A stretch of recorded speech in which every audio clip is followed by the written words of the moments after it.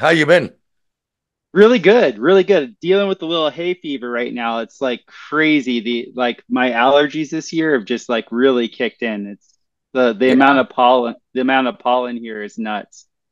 Have you ever done a master cleanse detox? Yes. Hmm.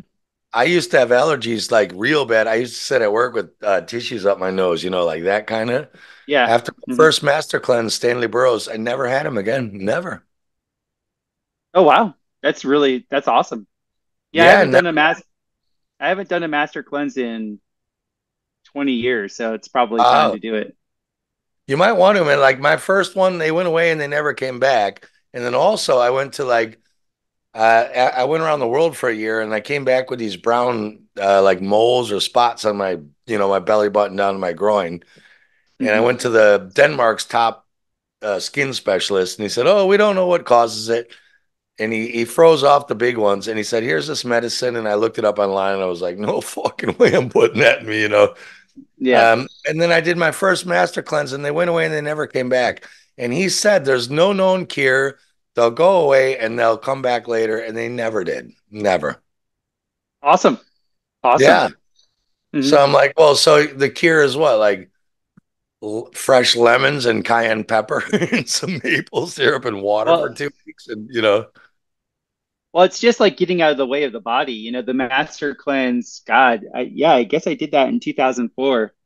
My girlfriend at the time, she was really into the master cleanse, and I had just gotten back from India and almost died there from dysentery. And she was on the master cleanse. She did it for a month, and she was like clean as a whistle. Now we were in our early 20s too, so it's like it doesn't things like that don't count.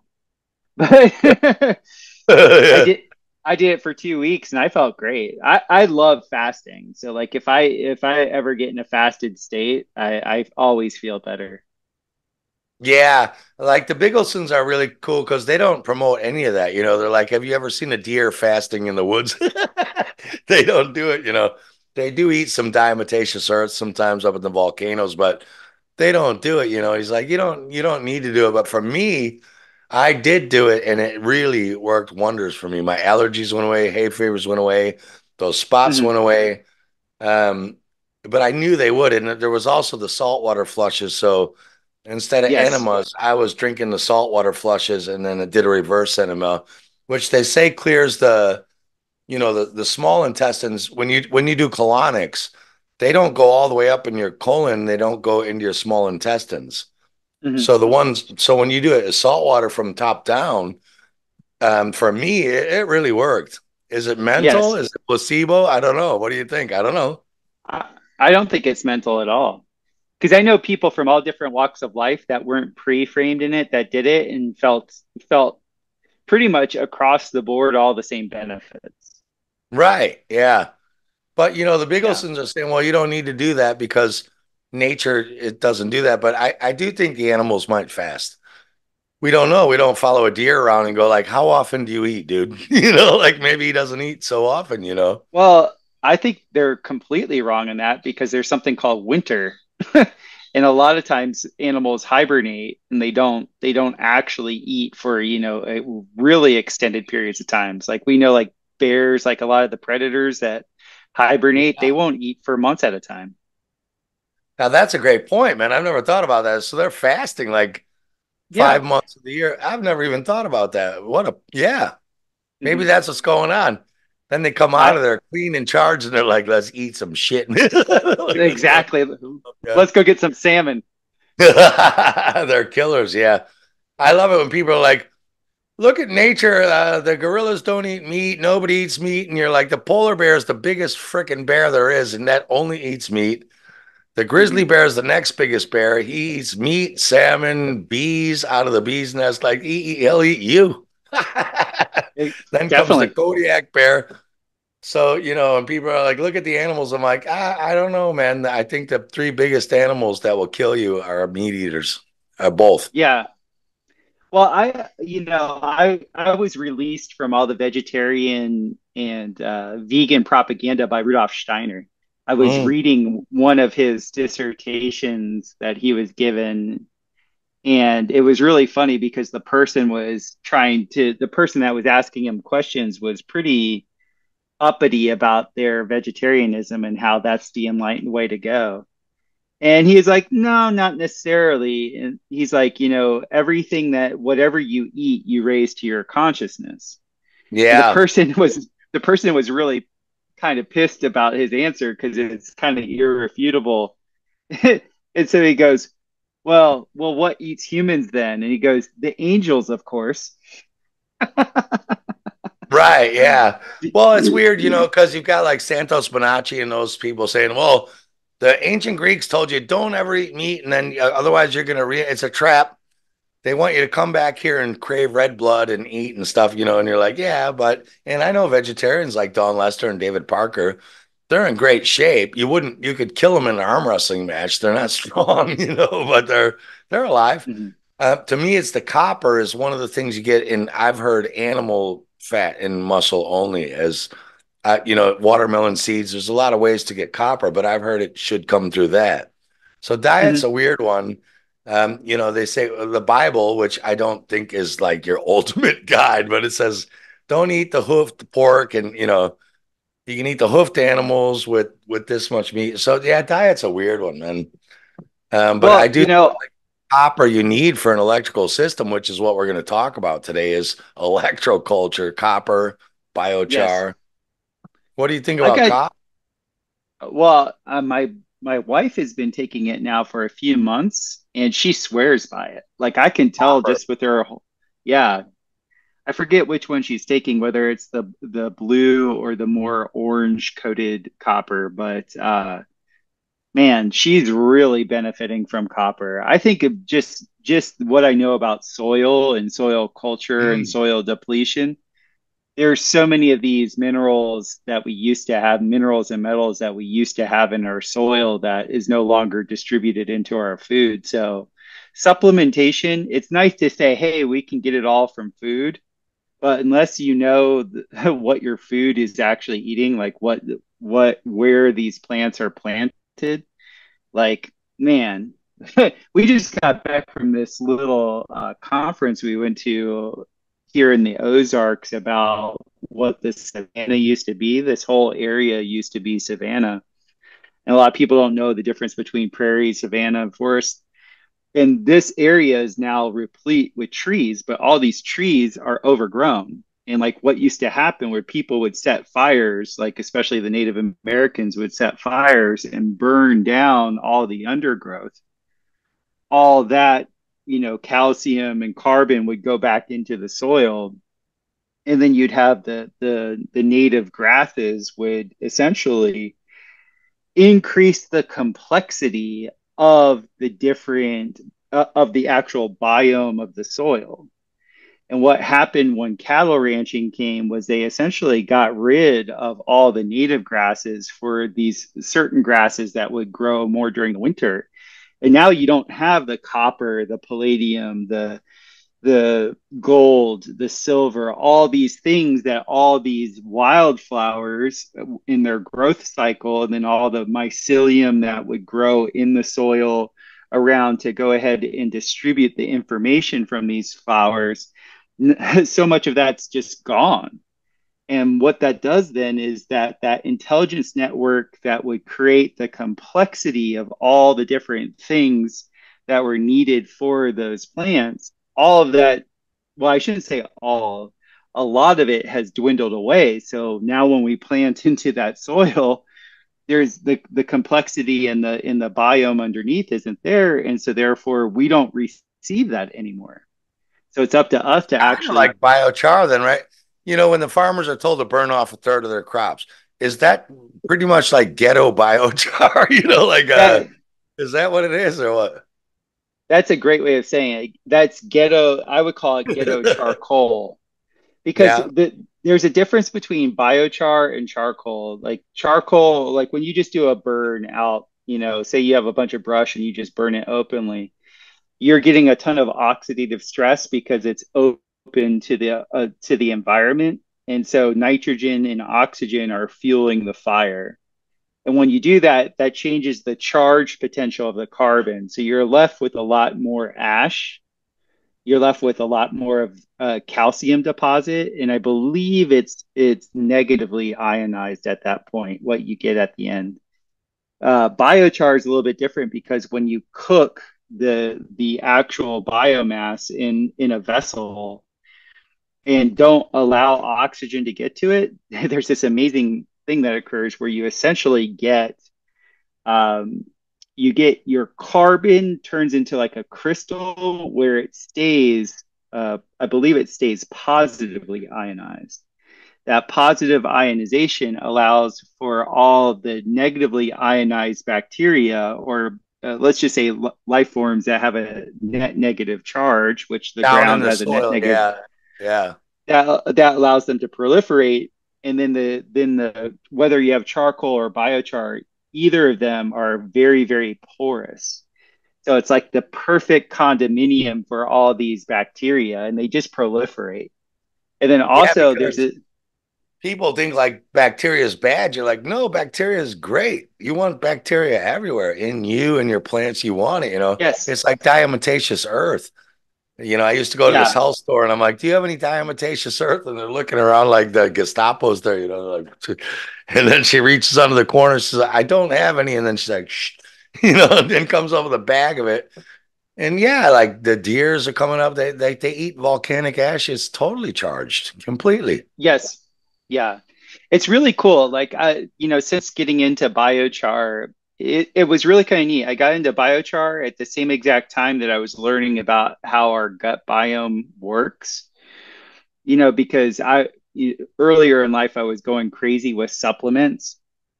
And then I had this probably the healthiest person I know in my life, completely like great BMI. This guy, is always grounded. He's always earthed out. And he's like, yeah, I don't really do supplements. But he goes, I do eat ferments on the daily. And I was like, huh, I really love making my own ferments. I always feel much better when I'm eating my own ferments. He's like, yeah, I kind of think they're like the alchemists of our body. And then I come to find out that he was exactly right. If you have the right internal biome, whatever you eat will be converted into what you need. Yeah, I think also your mind, you know, if you cook with love, like when you see these Italian chefs, they're cooking the worst shit ever. Like this is a pasta carbonara with you know, Yes, it's like it's fucking cheese, tomato, acidic tomato. It's just three of the worst shit you could ever have.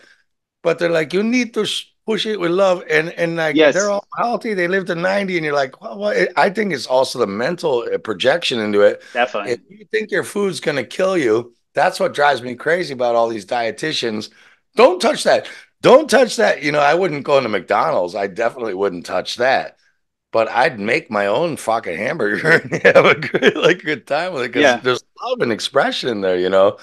So I think there's a mental part into this, and I think there is an electric port, but I think your mental turns the electric force. I think you can take something that's bad for you and love making it, and it's good for you. I'm convinced I, of it. I I totally agree. The Bigglesons, we touched on that too, is the Bigglesons were really cool in saying most people don't touch joy. Like, they would see like they would in the live blood analysis, they would see it in some of their clients, like not it wasn't live blood analysis, excuse me, in their type of blood analysis, they would see when somebody would drop into joy, they would actually see the blood change, their little sample of blood, which is amazing. That's like a remote action at a distance thing happening. So joy Immediately, is, yeah, yeah, immediately. Yeah. It is yeah, that. I the saw a woman, joy. she was like 104 years old. I saw this, you know, Dr. Pepper, that shitty Coca-Cola, that soft drink, right? Mhm. Since Dr. Pepper came out in 1950, whatever it came out, this woman was like 104, and they said, like, how much Dr. Pepper do you drink? She said, I've been drinking 3 cans a day since it came out, which is like 1954, and she's 105 years old or whatever. And they're like, that, don't you know it's bad for you? And she said, yeah, I had 3 doctors tell me that it'll kill me, and I've outlived all 3 of them. Awesome. So That's so this thing great. is transmuting Dr. Pepper, which is probably bad. what wouldn't any doctor say 3 cans of Dr. Pepper for 50 years should kill you? And this woman's like, well, the three who told me that are dead, and I'm still drinking Dr. Pepper. I So, I've known people that like so I don't know if you know this about me, Steve, but I actually do deep tissue body work on people. So I get to feel different constitutions of people all the time. And some people that have an overabundance of air in their body, like the way you'd feel them, if they were to get on a scale, the scale would say they weigh 200 pounds. But when you actually touch them and move and contort their body, they literally feel like they weigh 100 pounds. And their pores will be a certain size, and like the energetics of the body, their hair will be really thin. They'll have really small pores, and they're ruled by air. They're known as a vata, the constitution. Well, to the one of them, they all love to smoke. And forever I was trying to figure that out. I was like, huh, why do the vatas love to smoke? It's because the fire element, air and fire, they're like the perfect combination together. And so the smokers are pulling in fire, and that activates their air, and that gets the elemental energies running in the system. And so there's so many things that like modern nutritionists and things like that just are more allopathic in mentality. They're so miseducated or ignorant to all these other energetics that are at play. yeah, because you saw me at Anarchapulco. Like, did I not never have a cigarette in my mouth? I always have a cigarette in my mouth. I'm smoking now. Yes. Like, oh, you're gonna fucking die. I've seen a guy, he's 104. He ran a fucking marathon at 104 years old in London, drinks whiskey and shit. He's like smoking. Mhm, A weird thing though, they did a study on the cigarettes in Europe. They had to start saying on the packages, this causes lung cancer or sexual mhm. dysfunction, whatever. They did a study where the year the fucking they said it on the cigarette packages, those things went up 500%. It's the mental. They Right. said that this is doing that to you. So what Mhm. the Europeans started doing is if you bought cigarettes, you could get this package that says smoking makes you look cool. It just started putting like positive, you know, it, it, so it, you could put it over your cigarettes and it makes you sexy as hell. And suddenly you're it's a, picking up a girl at night, with cigarette breath. It's crazy. it's So a the I cigarette think the it's a go on, yeah. cigarette packet it's a cigarette packet koozie. Well, the hilarious thing in Denmark, so now they you can't all the cigarettes look the same. So camels were blue and Marlboros are red and all that. Mhm. Now they're all black with white writing and they have a number instead of the name on them. And the poor person working in the store, you're like, give me this. And if they're new, they have no idea. They're like, well, is it CO21, C53? They're just trying to figure out where the fucking pack is. And you're like, and you say, why did you do that? And they said, because the coloring on the packets are too sexy, and that's what's causing people to smoke. And I'm like, so you turn them all into black and white, the sexiest color you can. Why Yeah. didn't you, like black and white? Why didn't you pick, puke green and pink or just some other color that's just horrendous? They put them in the sexiest packages ever, and you're like, what? And no one's gone down. Like I'm a smoker. I smoke what they call organic, additive free cigarettes and stuff. It's fine. And I'm not Mhm. afraid. I'm not ashamed of smoking. I don't. A lot of the people who have problems are like, I shouldn't be smoking. I shouldn't be smoking. And you're like, yeah, but do you like it? It's like saying I shouldn't eat steak or I shouldn't eat mushrooms or I Mhm. should, are you enjoying smoking? Then, then fine. Yeah, I think you will transmute it. I yeah, I mean all is mind. Like you can get past anything as long as your attitude's right.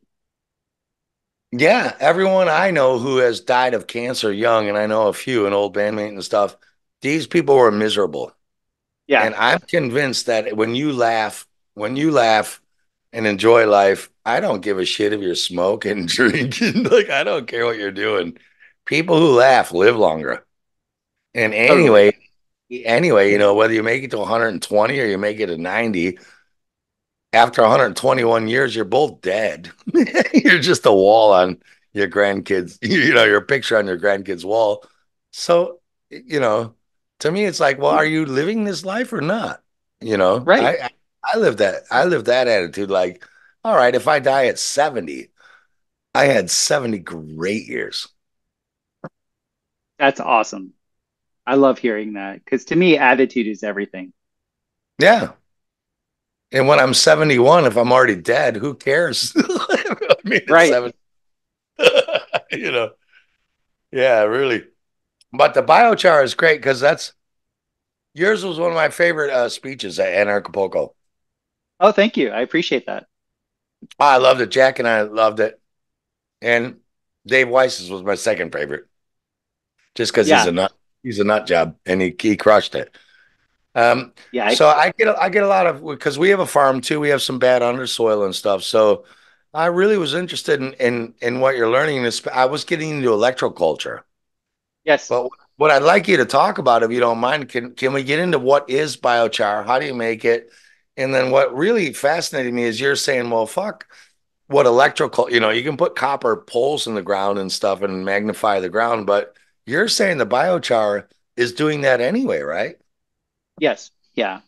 So this is the biggest. So to answer your first question, biochar is technically pyrolyzed carbon.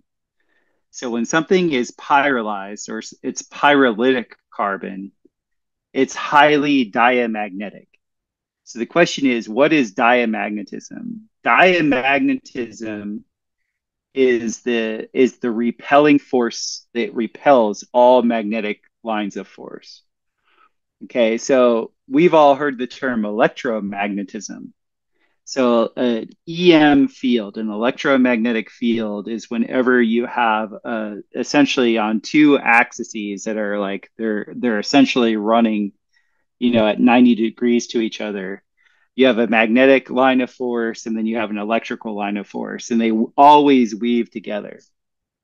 And so the current state of electronics that we use, that electromagnetic field is a little bit discordant with biological function. It's Is this not like this. the just for those listening who don't know what the fuck we're talking about? Is this like the right hand rule of magnetism, right?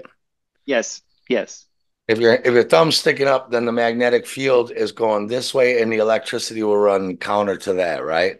But you're precisely. saying, is that bullshit, or what are you saying? No, no, no. I'm saying that's totally true. But what I'm saying is the overall electromagnetic field that we use that runs concurrently with a conductor, like something that's a metal that conducts that field, that is not the same electricity that runs through our bodies.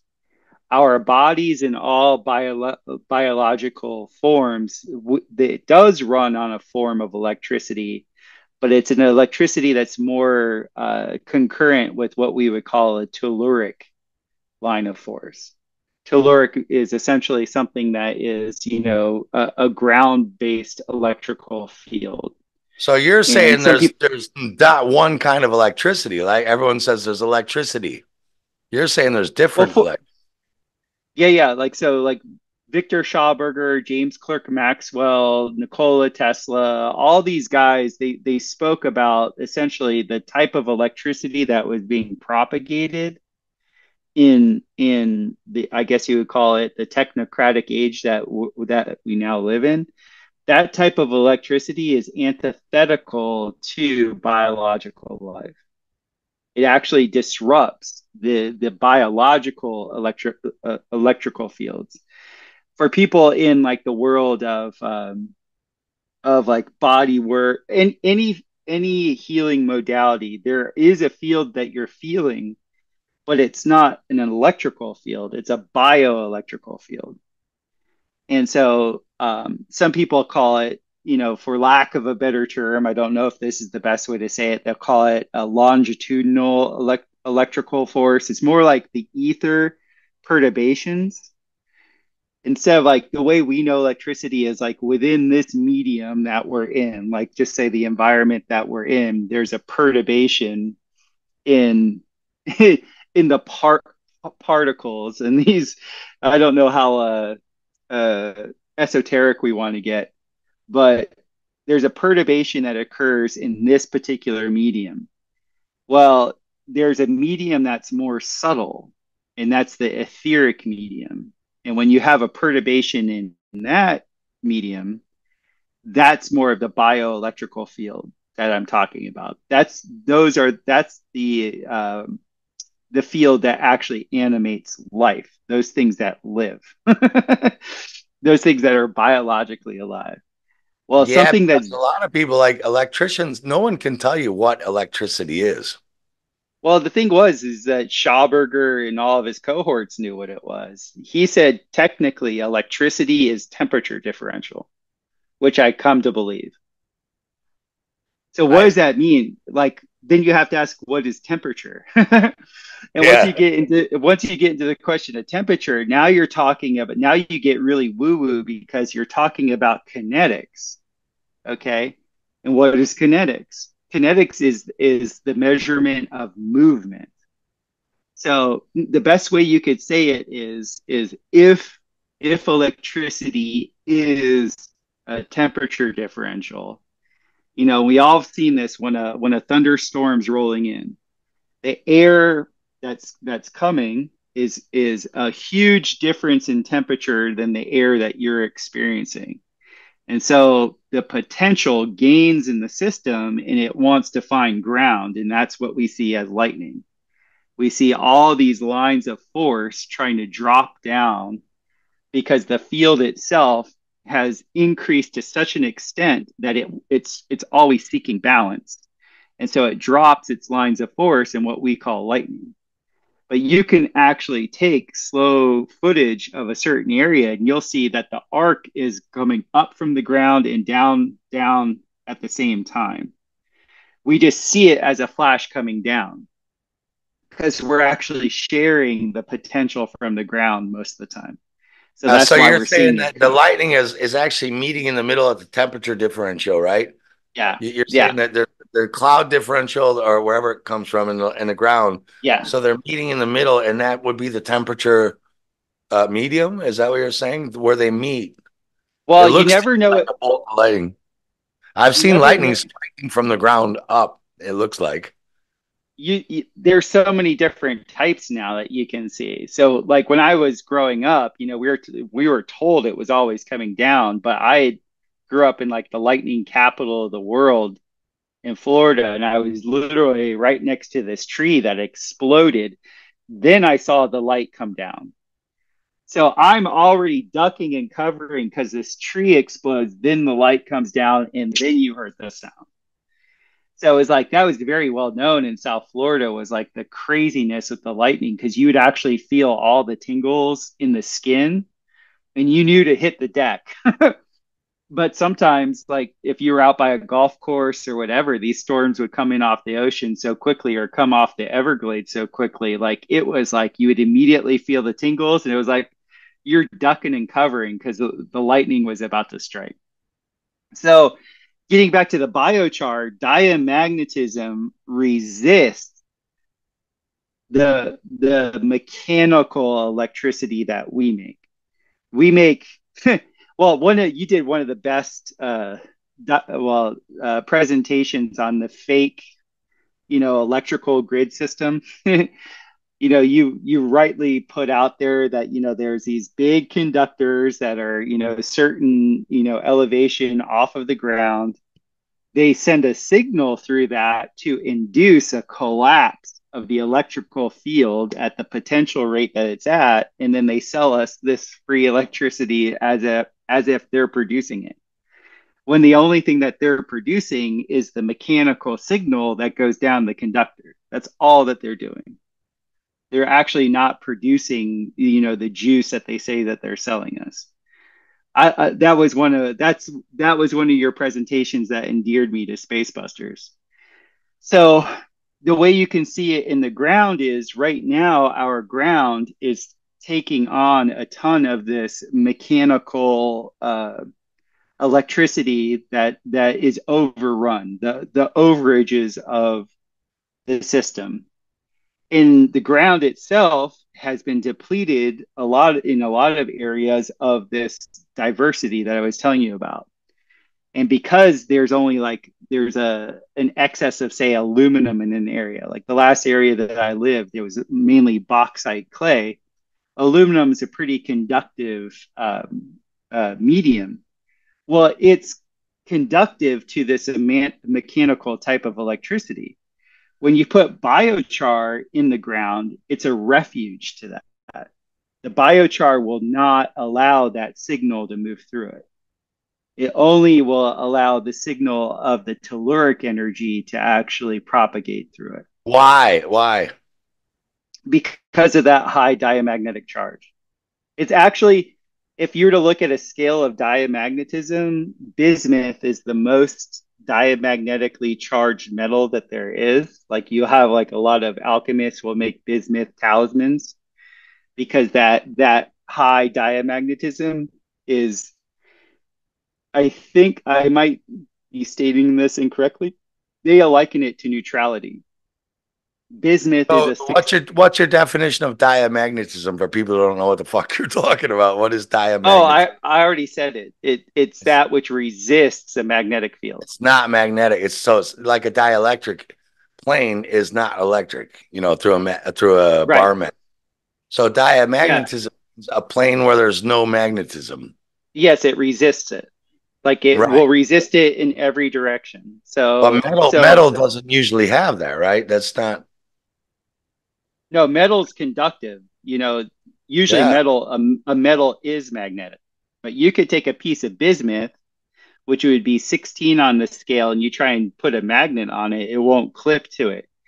Well, biochar is essentially, I think it's a 48 on the scale. It's three times as diamagnetic as bismuth. So what that means, the whole reason why I painted the picture about the mechanical electromagnetism is our, not only is our air kind of overwrought with signals, so is the ground. The ground is taking all this like electrosmog pollution. Well, when you give your plants biochar, you're essentially giving them an oasis away from these signals. That's the best way I could say it. Well, why? Because let's talk electroculture. Yes. And we Ross and I tried it, we had a good yield, but we had some bad undersoil, but we had a really good yield. Mm-hmm. Um, so I thought the point of electroculture was the copper bringing magnetism to the ground, but you're saying the No, bio, it's not, it's right? it's Yeah, it's explain that. it's Yeah. it's adding capacitance. So this is where terminology has to be sussed out. So what we found is you're imagine the ground is a big battery or a big capacitor. Capacitors and batteries are very similar. The difference between most batteries and capacitors is just the dial the the actual cellular culture of it will discharge electricity at a different rate. So supercapacitors have the ability to really charge quickly and really discharge quickly. Batteries charge slowly and they discharge slowly. Okay. So what you want for anything that's biological, and this is why humans need to have their bare feet on the ground. This is why you need to climb trees. This is why like the body is electric. Every biological thing is bioelectric. The ground that we touch is like a massive capacitor, and our feet are like the leads. Well, in plants, the root balls are the leads that are giving potential to the plant, right? When you can increase the capacitance of the medium that those roots are in, then the potential of the, like whenever you increase capacity, you increase the potential for absorption. Does that make sense? Of what's in that soil. Not only of what's in the soil, but like we talked about earlier, is that the microbiota Mm. are always converting. So the microbiota, so imagine the network. You have these roots that are in your biochar soil, okay? that biochar soil is the perfect medium, diamagnetic medium that is housing all these bacteria. And the bacteria are all these alchemists. And all these little alchemists are just waiting for the correct signal.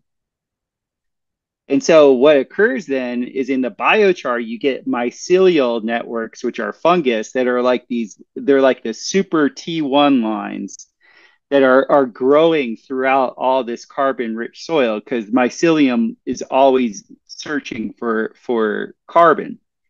So now you have this increased capacity of the medium that the roots are in. The mycelial network is telling all the alchemists, all the bacteria, hey, we need this, we need this, we need this, we need this. And now the bacteria has the energy because of the increased capacitance to convert whatever the water that's coming down, whatever the nutrient base is in, it will actually transduce what's available into what is needed for the plant. Because it discharges quickly, not like a battery. It's like here it is now, right? It's like you need this now. Is that what you mean? Like it discharges now Well, with it will hold capacitance? capacitance will hold the charge. It can Yeah, hold a charge. It can hold a charge longer. and So the when you bacteria in can release it when it needs it, if it knows it needs it, exactly, right? Who tells the exactly, bacteria that it needs it? What's going the, on there? the plant does. It The so it's plant talking to the bacteria. the plant is getting all the its signals, giving all of its signals to the mycelium. The mycelium is the intercessor. The mycelium is communicating to the plant from the it's the middleman. It's the tiny hat of the group. It's talking to the plant and it's talking to the bacteria at the same time, and they're going back and forth through the mycelium. Yeah, so you're into Bechamp and Yes, yeah, the bacteria are supplying the energy and the life and the charge to everything, us too, as well. absolutely. And This the is thing is, Gaston Naissance and the pleomorphism and all that. This is that, yes, yeah. Yeah. and the beautiful thing is it's also a tenet of scalar physics is like the way you get the result you want is you actually you engineer the environment for the resultant. So what biochar is, and nature does this, like nature will do this naturally. You'll have a huge beautiful tree that will get struck by lightning, and that lightning will instantly pyrolyze that tree all the way down into its roots. Well, it's been theorized, and I tend to believe it, that like we used to have trees that were miles high. Could you imagine the plasma storms that used to happen and would strike one of those trees? Those like the veins of like all these coal mines and things like that that they find are they match exactly what a tree based root system would be. We get Yeah. that on a Keep we get going. that Yes. on a we get that on a small scale now. Like you'll have like it's called a Swedish candlestick.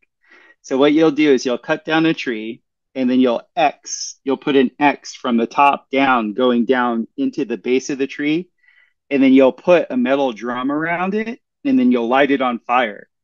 What will occur is you'll get a smolder burn throughout the entire root base of that tree, and now you've carbon fixed all the carbon in that root base into your soil.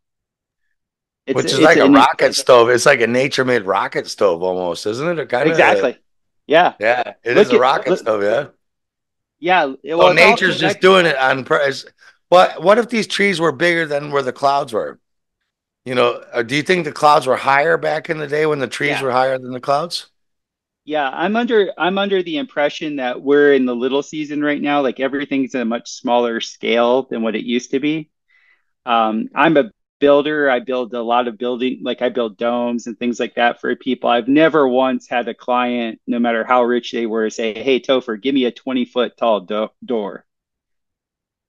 You know, like that's literally like to me, like if anybody wants to talk about, like wants to talk down, the old architecture. I'm sorry. There, with the current scale of the size of us, there was no point of having bookshelves that were, 6 stories tall and having windows that started 12 feet above you and doors that were 20-foot tall. That's all I have to see as a builder to know that the scale of things at one point were much, much larger than they are now. I went to the Royal Palace in Norway, and I'm on tour in Norway. The windows outside are 14 feet high. You'd need to step on like a 7 foot ladder to see over the top. And you're like, who the fuck's looking out the bottom of a 7 foot window? Never mind the rest of the 20-foot window. Right. You like Exactly. clearly the person in the door on the palace is 38 feet high. And they're like, yeah, because he used to ride his horses and wagons. And they're like, who the fuck rides a horse and wagon into their front awning where you're receiving guests? There's horse shit all over. Get out of here. And you're Yeah. just like the people you can see it around that palace. The buildings there are now art museums and galleries and this, that, and the other. They're huge. These buildings are made for really large people. They are. Mhm. The windows, why would you make a window where you're like, how's the weather out there, honey? You're like, let me get my ladder and I'll climb up 7 feet to see out the bottom of the window. No way. Yeah. So It's hard enough to have like so even the oversized doors. You can ask any carpenter in any country. You tell somebody put in an oversized door to hang a door correctly is like it's a thing. Like it's the thing in building. Like you have to hang a door correctly, especially in older structures where you say you don't have perfect symmetry and things like that. They're going to charge you extra money. When you come into some of these structures where every doorway is 14, 16 feet tall, like people just from an engineering perspective, I could talk about flying arches all day long, vaults, domes. That's all passe. Let's just talk about hanging a door correctly. And you see some of the hinges of these doors. They're like 2 feet long. They're perfectly milled metal, and you're like, no, no, no, no, no. This was a totally different thing going on, guys. Like, and Yeah, I've so to hung answer, doors with Ross. Is where I've hung doors with Ross, the other space buster. He's a carpenter. It's two of us to hang a door. I can't hang a door. right, It's yourself. You don't hang a door alone. It doesn't fucking happen. never, So nope, if you got a 35 or 40-foot door like a Royal Palace where you're saying the hinges are 2 feet deep, who the fuck held the door in place while you're like it's off? It's a skew 3 inch. And then you can see where now there's a bolt. You can put this wooden down to lock the door, but you can see 20 feet up. There's the old one on there. It's still there, and you're like, well, who the fuck locked the door 20 feet up and put the bar down, right? Like, who did yeah. that? What, the king climbed up on his horse and then got a ladder off his horse? And, I think these people were huge. They were giant. I, I think so too. And yes, so to answer, like to go back to the trees, I think the scale of everything in what we call the golden age is massive. I would say that's when everything is fully potentialized and you get this really, really big scale. And we're in the iron age from all that I can tell. And that means like we're at the smallest scale of the realm, and we are on the dielectric plane of inertia. So I think it's just a cyclical thing where it condenses down to a dome this size, and then when you're in the Satya Yuga, you expand out to the full potential, and it's a totally different scale. It's We like are it's a like mind blowing. yeah, we're like Roald Dahl, the Min Pins. If you've ever read to your kids the Min Pins from Roald Dahl, we're like the Min Pins living in the trees. We're like the little people. We're the Lilliputians in Yeah. Gulliver's Travels. I think Gulliver is Mhm. like there were those guys. I think it was that. Yes. And I'm starting to question if photosynthesis is real and oxygen is really driving this. I don't know what's your take on that? I'm not. They say, oh yeah, well in those periods the oxygen there was more oxygen than 10% or 20%. I'm not so sure oxygen is actually what's driving any of this at all. I th- Have you ever I looked think into? it's I have quite a bit because I build part of my construction background is building temescals. Do you know, have you ever been in a temescal? So temescal is essentially it's a Central American tradition. It's very much like, you know how the in like where you're at, the Scandinavians do sauna, and they usually do sauna where, you know, they're in like a really nice cedar or some sort of wood type of sauna. Well, in Central America, they use red clay. And the red clay, when you heat it up, it emits far infrared. And so now far infrared's this big thing in cosmetics and healing. Like in the sports world, there's really two things that they're using to like make everybody heal from every injury so much faster than, you know, for at least the 20 years that I was in athletics. They're using far infrared as like, you know, a topical, and then they're using point source cold lasers to heal the internal stuff. So I think the light spectrum in the golden age is different. I think light, because I really think we're just condensed light. I think we're what they call particles is just like this periodic thing that collapses, and it's light that's collapsing into whatever it is. And so when the spectrum of light is at let's say a higher potential in the gradient of light, instead of like the visible light spectrum being this big, let's say it's like this big, I think you have a totally different expression in the physical. That's kind of like Walter Russell, you know, with the octaves and stuff. We've got to, Yes. as a musician, I'm like, who the fuck built guitars, pianos, just to come up with this? As a musician, you're like, who the fuck built these instruments? You could never, I could never sit down and be like, yeah, you know what we'll do? We'll build Mm, this and this and that. And I think they were like that. I think they were built in a time when there was a different octave. I don't think a symphony sounded the same in 1722 as it does now. I don't think when you sit down and listen to Beethoven, I don't think it sounded anything like sitting down and listening to Beethoven when Beethoven came out. Nothing. I think there were yeah. different octaves and frequencies and stuff. I think it would have sounded more like Indian music, to be honest. And I think Indian music is the carryover today of that. You know, Mm, the fretless instruments and stuff. Like there's something. I don't think we're listening to anything remotely close to what real classical music sounded like in these octaves. You know, mm. but to get into biochar again, so I get a lot of letters of people asking me like, "What is biochar?" You sent me some great videos, and then you did a great talk at Anarchapulco, which was my favorite. It seems like the Amazons were like all the trees and shit are from ancient cultures, right? Like pretty much Well, terraforming the land or something, or what? What happened there? yeah, it was called it's called Terra Preta.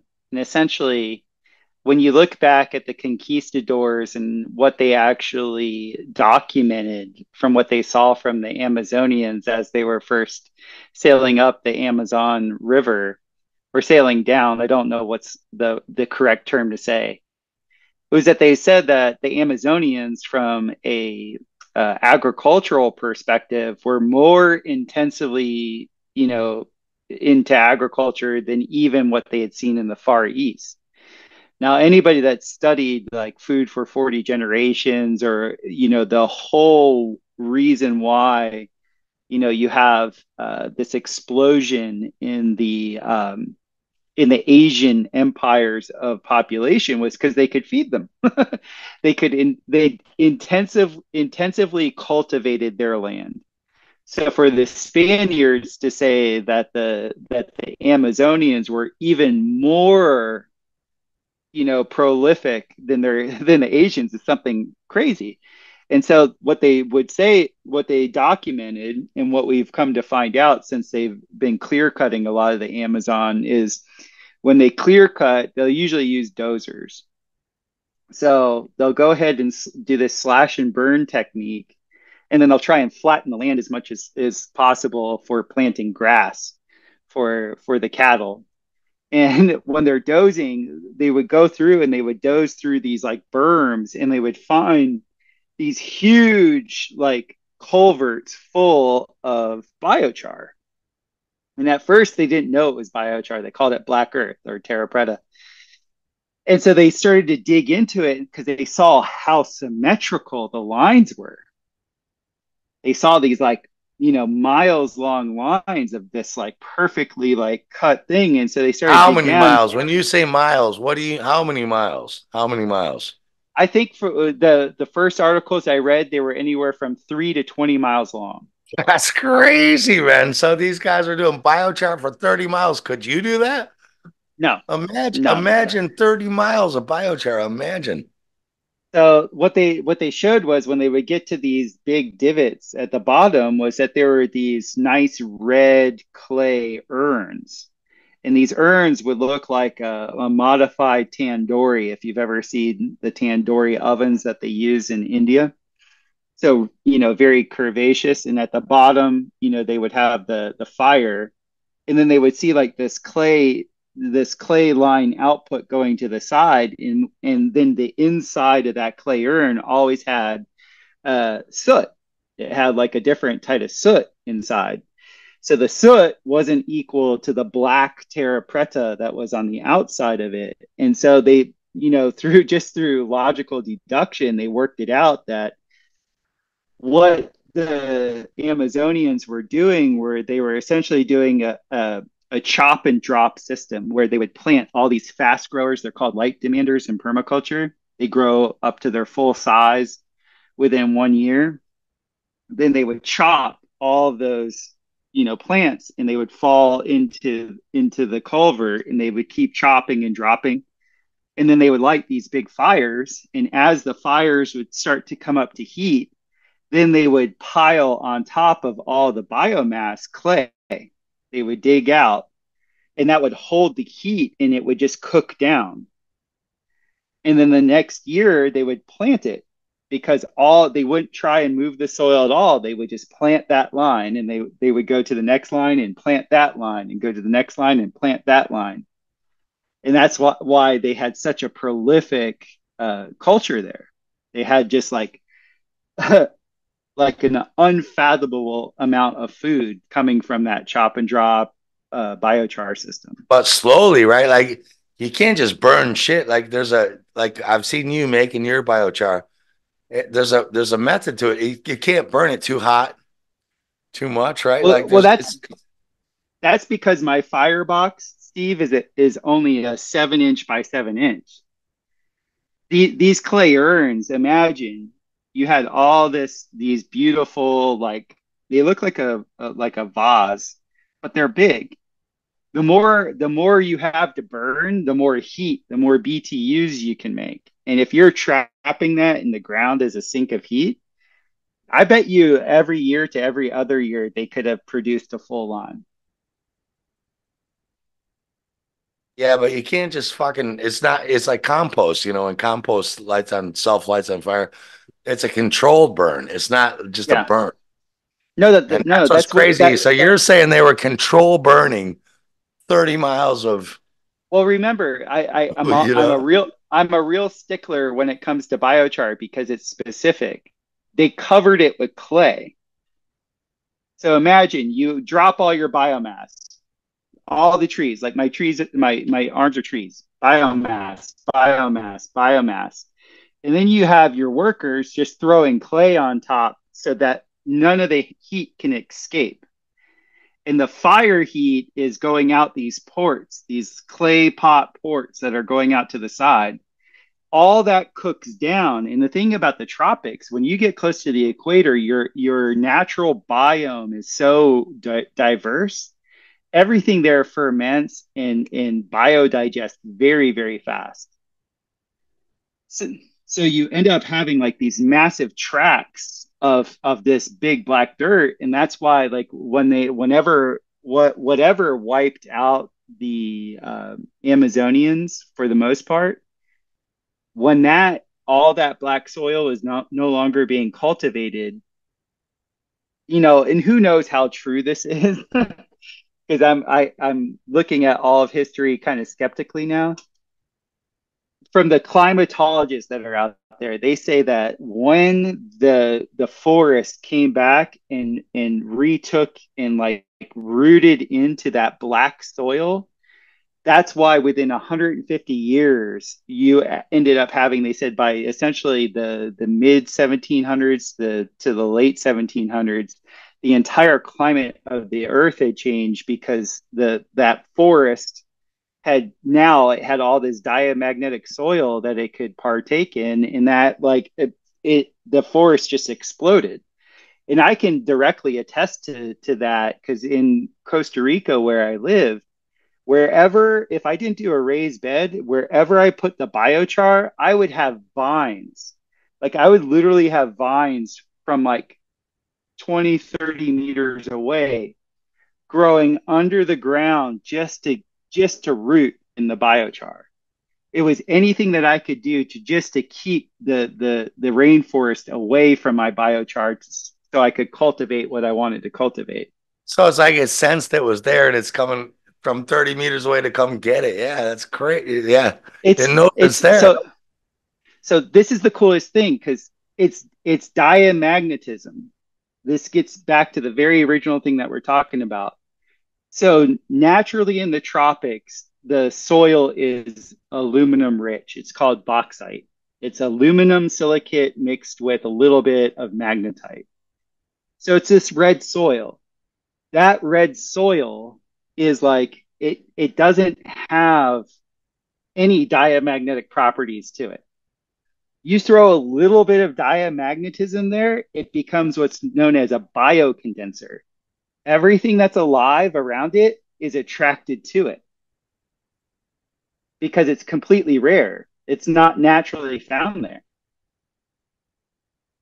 But you're saying it's not even magnetic, so it's weird. It's attracted to it's like the non-magnetic version, right? That's weird. Well, That's weird. it's like how animals will be attracted to certain areas. Like, you'll see an injured animal will go dig a hole like a dog, and he'll just burrow himself into that hole. Or like we just like those things that are more in tune with their body, they know what it needs in certain states. It's like I would watch the forest descend. Like one time I went to go, I had to do border runs every 3 months because I was an extra on Harrow. One time I left for 3 weeks. I came back to like where I was cooking on my biochar. Literally, it had all been invaded by all of the forest around it. And this was under roof. This was like a wave. And it was just like, no, we need that. We need that because what occurs in the tropics specifically is that there is no carbon in the soil. All the carbon is up in the trees because apparently in the tropics, in the canopy rainforest, those trees are made to absorb minerals and everything from the ocean air and then distribute that down into the ground. But their root bases are so shallow. They have very shallow root bases, even though the trees are so tall. The trees are so tall because they're absorbing all this nitrogen, mainly nitrogen, and a little bit of carbon dioxide from their environment. And so you can hypersaturate anything with nitrogen and it will grow very, very tall and big. Doesn't mean it's all that strong. It's like you're on mute, Steve, just so you know. That's kind of like Berlando and I were talking about like the natrium compounds and there's compounds in the atmosphere that condense into carbon. So let's say Yes. let's say the Indians weren't there at all. Like let's say we weren't even walking around, no humans. It would be doing this anyway. This is what is physicality on the ground is these higher volatile compounds coming down into Mhm. compressed carbon compounds. So it's kind of like these Indians figured this shit out, but which is weird because we're told like, oh, they were primitives, they're primitives, they were stupid, right? And you're saying no, these fuckers they knew this shit, right? They figured this out. They Yeah. weren't So how primitive were they? Stop. They weren't. I think a lot of the Central American and Northern South American lore is pretty amazing. Have you ever seen the spheres that they show, the igneous rock spheres in Costa Rica? I heard they were for earthquakes. I heard that if there was an earthquake coming, they would ring out a frequency, and everyone knew there was an earthquake coming. They could go take shelter. Those I they're never heard perfect. Have you not heard that? I've never These heard that. perfect balls. I heard that these perfect balls, right? And no one knows like how did you carve a perfect ball? They don't even know how you did that in rock. I heard that they carved them in a way where when an earthquake was coming, they go ooh, and they'd What? start singing, and everyone knew get the fuck out of here, an earthquake's coming. Well, I have a different I have a hypothesis on what actually made those, and it has to do with biochar. So not only biochar, but somewhat in the same vein. So we're talking about how these primitive so-called people, how they would observe nature and mimic it. You know, they were the tropical version of Victor Schauberger. they weren't in an Austrian they weren't in an Austrian alpine forest. They were in a totally different cloud forest or rainforest environment. So they're these perfect igneous rock spheres. Nobody carved them. So I'm with a friend hiking and we get caught in a storm. I end up jumping behind this small little waterfall as the storm rolls in and lightning strikes right in front of us. And it created this perfect cylinder in the waterfall mantle because there's rock base and it struck and then there's this cylinder. And as soon as the storm cleared, I walked out and looked at the cylinder. And this was a cylinder that I saw at every waterfall that I would go to. And where I lived was in the middle of like three of the biggest waterfalls in Central America. So nobody could explain these little perfect cylinders that I would see. You know, I thought maybe at one time there was tourists and they might have like, you know, drilled a hole for like railing. That none of that was true. You and some people would say, "Oh, it's eddy currents, you know, drilling these out." It's like, no, no, no. I actually saw lightning. I saw lightning, and there was this perfect cylinder, and it was right there. I mean, okay. I instantly had this recognition. I had an epiphany that lightning, when it's, and you can look at like, there's all these, you can go to like physics, different physics laboratories that are on YouTube for like MIT and Harvard, and they'll do these plasma. They'll essentially film when they strike different substances with plasma. Well, it's crazy when they strike bauxite with plasma. What do you get? You get a perfect sphere. So we were talking earlier about how you used to have these much bigger trees that were here at when they were in a different time scale, right? So imagine with these huge trees, the amount of transpiration that would occur. You have these thunderheads that would go up 60, 70 miles on. The plasma would strike and hit the forest ground that is made out of what? Plasma, or made out of bauxite. Boom. Then you'd have a sphere condense of bauxite and it would be glowing. It would be this glowing orb. And there you have this perfect sphere. Because where do you find these spheres? You only find these spheres where there's a combination of bauxite and magnetite. Well, that's, you just look it up. Anybody can look it up. You can look up, even NASA said, "Oh, we have to design the tires of our Mars rover very specifically to handle these little spheres because the surface of Mars is these little ball bearings that are made from the plasma rich environment striking the red clay of Mars." There's always some truth, you know, mixed in with lies. There is no Mars out there that you can travel to in a spaceship. But what they are telling you is like, hey, if you have a plasma rich environment and that plasma hits bauxite, you end up with these perfect spheres and they're just like ball bearings. Well, that's what, like, I put my hands on these things. Nobody cut that. Nobody chiseled that with flint. That was an electrical event that changed whatever the bauxite magnetite composition was into an actual sphere. That makes a lot more sense than because people are like, how the fuck did they carve a perfect? You know, they're like, our lasers couldn't even make this circular. They couldn't do it. No, So then everyone's trying to figure out, well, they're man-made. It's just an assumption they're man-made. So you're saying, no, they're not man-made. They're plasma-made. no, And, you know, yeah, I agree. Like, I do believe there were plasma events in the past that we haven't been through. And maybe they're coming again. We mhm. might be in for plasma storms like that. You start looking at the Grand Canyon and other places on Earth, the Balkans. These Liechtenstein patterns, they look like Yes, plasma burns. They look a lot like plasma burns. they And you're certainly talking do. about storms.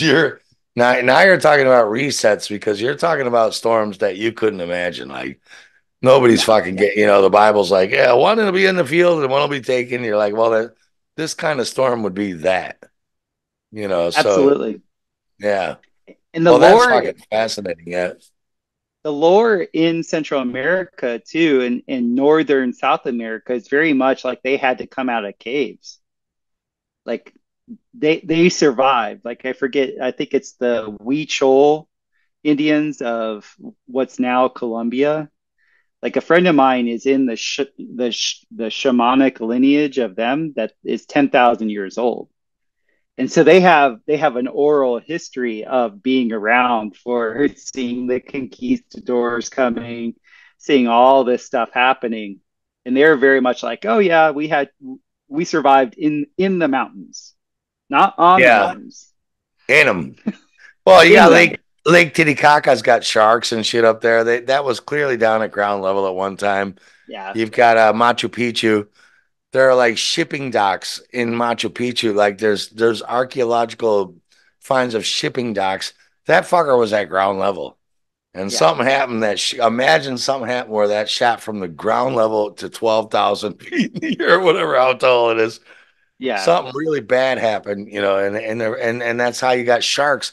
Why that no one ever says why are there sharks in Titicaca? Well, they weren't on Titicaca. They were down at ground level, and something really bad happened, plasma, and something real bad happened where they shot up 12,000 feet in the air, and they say, well, that was the Indian say that was the day the sky fell, and you're like, did the sky fall? Or did you raise up 12,000 feet to the sky? Same, but different, You right? got it, man. Yeah, Yeah. it was Sharknado. Obviously, you haven't seen Sharknado. you you haven't seen the cult classic Sharknado. There's so many truth bombs in Sharknado that they would explain Titicaca to the nth degree. Yeah, absolutely. Yeah. So, but let's go back. So, I get a lot of mails from people like, "What's biochar?" And, I did some cool talks with the guys, and this one guy went full retard on me, unfortunately. But um, so you're peeing, you're pooing. Like, what is biochar? You're just taking biomass, which is anything, right? Wood, trees. Well, Brown, you What want is you biochar? so anything that's alive, anything that has a life cycle, and preferably use vegetation. So I have a farm. It's a small farm. It's 16 acres. When I trim and cut everything from grass to trees to whatever, you end up with biomass. All those clippings are biomass. And nature normally converts this biomass into soil. Usually it uses the fungal kingdom and the bacteria kingdom to break this down. But it takes a while. And it's the Like same, we're, right? When your chickens and your farm animals are shitting on the farm, that's yeah, biomass, right? Because yeah, I know a yeah. lot of people are making biochar. They're taking a piss in a bucket, shit in a bucket. When they clean up their chicken shit from the yard, they throw it in the bucket, right? And then they chuck it in No, any of no. that. Right? Well, the pee and the poop that you collect from your animals, that's to seed your biochar. So the biochar technically, Steve, is just carbon, but it's carbon that's been crystallized. I call it crystallized, or better way of saying it, it's carbon that's been vitrified. So you know how pottery works, right? Like normally you have some malleable clay, you shape the clay in the way you want it, and then you apply heat. And the heat will take all these molecules that are facing all these different directions and it stacks them perfectly. And because they're stacked at a symmetrical geometry, it becomes solid. So it's the same substance, but now all the molecules have order, and that order makes it solid. Well, that's vitrification. Well, when we take old biomass, like all these clippings that are out there, we take all that biomass, we apply heat, the carbon inside starts to shake, like everything's shaking because of the kinetic energy. The thermal energy is converted to kinetic energy. the volatile gases start to release. After all the volatiles are left, all that carbon is fixed. Like I have probably 100 pictures on Instagram of where I'll take a leaf before I vitrified it or before I pyrolyzed it, let's say, and then afterwards, and it's only about 20% smaller, but it's the same exact shape. It's because all the volatiles have left, but the carbon matrix that actually gave it form. This is the prima material. It's the negretto phase of alchemy. That is left intact and it's perfect. Like it's technically a carbon copy. Is it all? Yeah. Is it also structured like structured water? It's electromagnetically structured, right? Yes, Negatives over here, positive over here. So it's straight. It's totally structured, right? it's completely structured, and that's why when you Yeah. run water, the number one medium in the world for structuring water and cleaning water is pyrolyzed carbon, and it's because Is that when why you run water dirty water? You run dirty water through some charcoal. You know, you got the. I've got one here. I've got a bottle like I can put dirty water from any river. Germs yes, aren't real, but I can put whatever's in that water. I can put it through this fucker. It'll go through that coal filter, da da da, and then it's structured, right? precisely, It's that's safe, yeah. exactly right. Because carbon in and of itself is porous. Like any carbon matrix that you have is porous. In fact, they'll say carbon black is hydrophobic, meaning it doesn't like water. So when you actually run water through something that's hydrophobic, it's like the zeta potential in blood. The higher your zeta potential is, the more the red blood cells are charged so they stay away from each other. Well, this in a way is like a higher zeta potential for the water where the molecules are now like elongating and staying away from each other. And when you do that, all the memory gets cleaned up of the water because water, because of its shape, we like water. We're told is H2O. The best way I like to tell people to think of water is the relationship between hydrogen and oxygen. If you define water like that, where it's the relationship between hydrogen and oxygen, then it makes sense that when you have a relationship between hydrogen and oxygen, it loves carbon. That's why everything in biology, every biological thing that's out there needs water because those are like the three amigos: carbon, hydrogen, and oxygen. They Well, it's all funny love each because other. hydrogen is fire; it's outgoing. Then you got Mhm, nitrogen, which is right in the middle of hydrogen and oxygen. Nitrogen is mhm, water receptive, actually, and then after that is oxygen, which is air. So mhm. there's a middle step. So like somebody who's like let's talk about biochar, like making it right. So Ross Yes. and I, we had some really bad land. It was unreceptive. We tried our best, but it just wasn't happening. So we did electroculture, which is putting copper fucking pipes into the ground, and it worked a bit. But you're saying Mhm. that you don't need electroculture, right? If you use biochar, it's doing the same shit as electroculture. Can you It's not the same, but they're not mutually exclusive. So can you talk us one, through both and what the difference is? What's the difference uh, for people who okay, farm? so Yeah. electroculture is literally you're just adding potential to the root base of your plants. There's everybody makes different antennas. Some people make fractal antennas. Some people make Yagi antennas. Some people get very artistic. I use an actual Mojo cell, which is an orgone accumulator for my antenna. You can use anything that is conductive. Let's say you put that to the south facing side of wherever you're planting, and then you run a line of Why? conductive Can you tell people material. why? That's very important. Why do you put it south? What's that all about?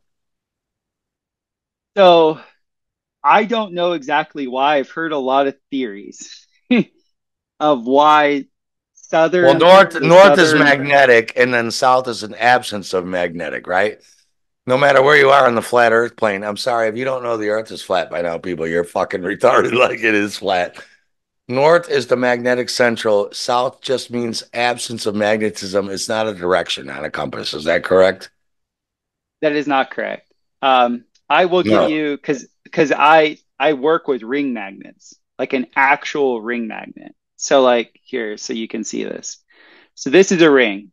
Okay. So we do live on a plane of inertia. So the plane of inertia is like this.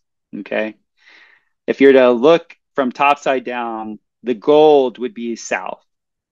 And where you can see my nostril is actually the north. So all north and south are doing is indicating a direction. South would When be you're under north, though, right? Like, let's say north was the no, North no, Pole, right? no, No, no, no, no, no, no. no, All right, go on. Yeah, tell me. Yeah. no. I'm correcting this because I've literally worked with the highest of the high. Great. Yeah, Any correct me, man. anything dealing Yes. with magnets is like this is a huge misconception. So my nostril is the North Pole. The gold ring is actually the South Pole. North and south just indicate the flow or direction. When something is going towards the center, it's going to the north. When something is going to the perimeter, it's going to the south. It's not indicating a lack of magnetism or a gaining of magnetism. When you go to the center, you have your field lines converge. This is called a centripetal force. So when they converge, they double, they become exponentially more condensed. They're tighter together. When they go out towards the south or outwards, now you're getting these lines of force are further and further and further away from each other. Okay. So the theory is with this antenna that's facing outward is that you're not trying to add amps to the system. You're trying to add potential. Does this make sense? Because living organisms can only handle so many amps. But if you give it the capacitance of extra potential, it takes what it needs and it goes. Does this make sense? So it's the difference between having a taskmaster parent that's browbeating you, saying you're going to do this, you're going to get A's, you're going to succeed, and then having a parent that is just like totally giving you all the things to make you understand that you can reach your potential. They're encouraging you. They're not forcing you. The forceful parent is the Saturn energy. That's the North Pole. Is that That's north? why That's north. Yeah, yeah, yeah. So south it's is lack of force, but you're saying south is a ring, not under but the north. so check this out because one begets the other. The fullest potential, which is the ring, begets the highest concentration, which is the north. And when you totally see how the way the system works, it flows from outside in, and then it does a loop. It's the toroid. Okay, so if you were to see the plane of inertia, it would look like the side angle that they show us of the Milky Way galaxy that's like this. Mm. North is where all that energy concentrates, In but it flows on the telluric, like the telluric nature is it goes from south and it comes to the center and in. So what those antennas are doing is it's taking the incoming energy and yeah. transducing that and moving it through and adding potential to your root bed. That's what it's doing. And you can see this. Well, you can magnetically condition the seeds before you plant them with the north and south pole magnets. I have very, very strong cone magnets that are southern polarization at the tip. The germination of my seeds is like out of this world relative to doing no magnetic conditioning or using a north pole of a magnet. And you can ask anybody that does the magnetic conditioning of seeds, they'll tell you the same. In other words, you set your own magnetism. Fuck where real north is on the earth. You put a north magnet in your garden somewhere. Is that what you're saying or No, what? no, no, no. I'm saying like if you were to take seeds before you even plant your seeds, Yeah. You could put your seeds, and have them in a like any We vessel always that put you them in want. water. Yeah, we always water our seeds, of course, but like, yeah. So, yeah, explain it. If you Sorry. and if you were to take a southern polarized magnet and put it Yeah. and let them germinate with the southern polarization, the seeds will have a 2-3x yield than the seeds that aren't exposed to a southern polarization.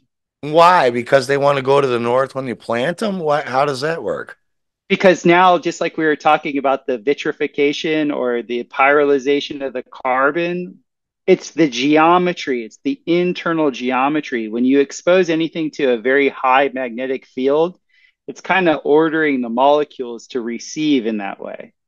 So if you're signaling, because I look at everything in nature as signaling.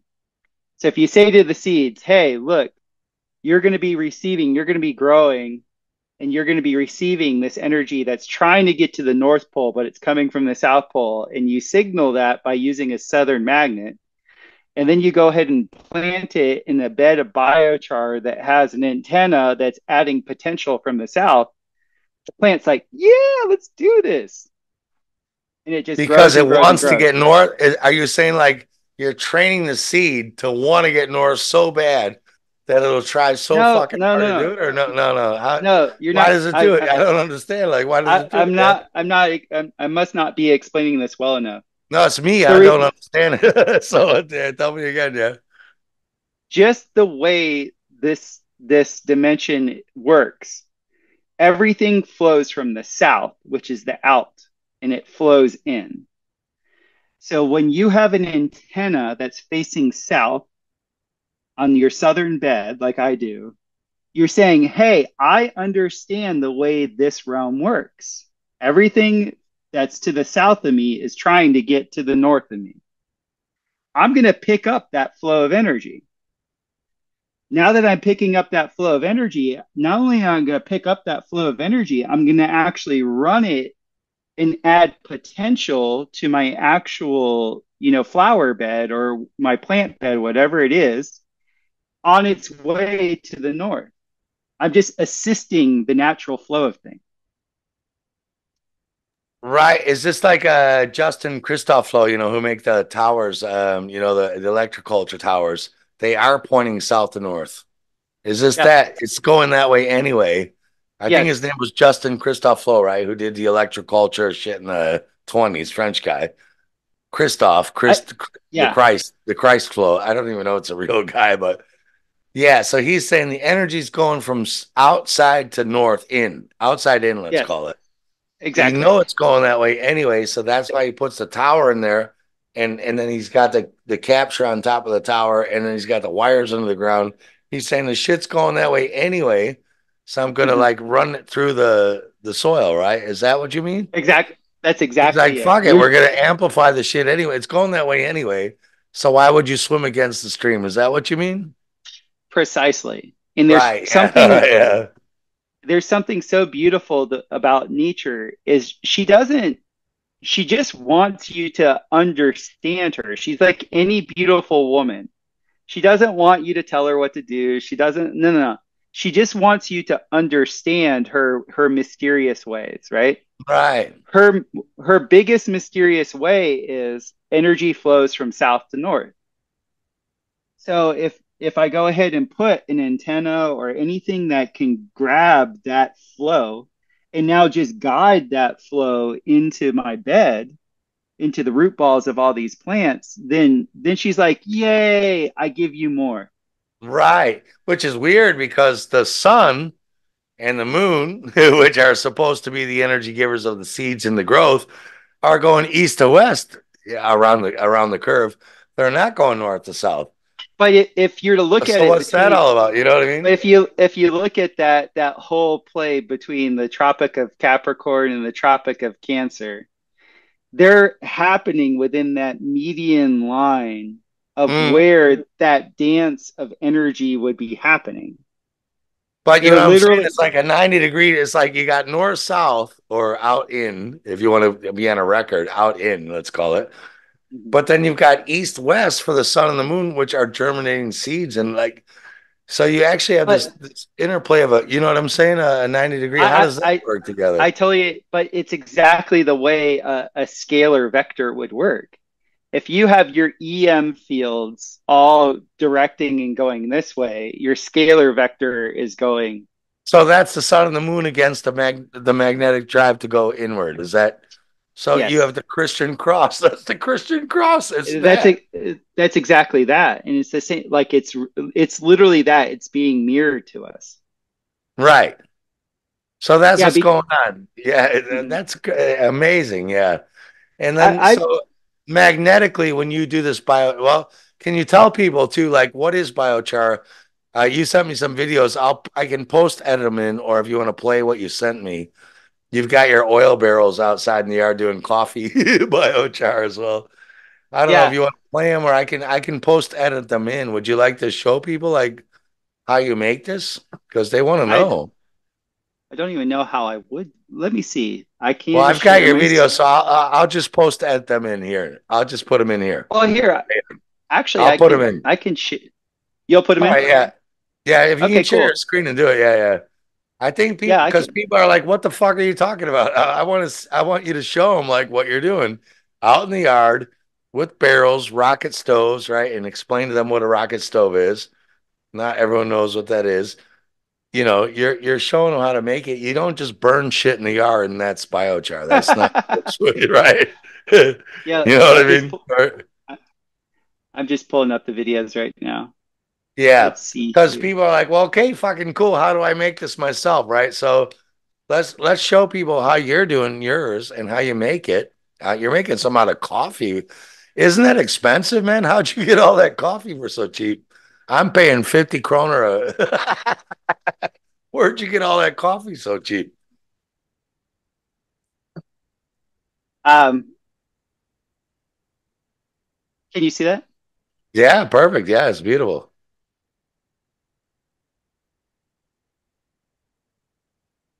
Maybe you can just turn the sound down, Topher, and just talk us through it while it's going.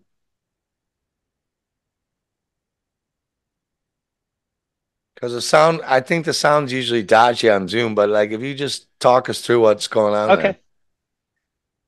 Okay, so there's lots of things going on here. So this is a barrel, a 55-gallon barrel.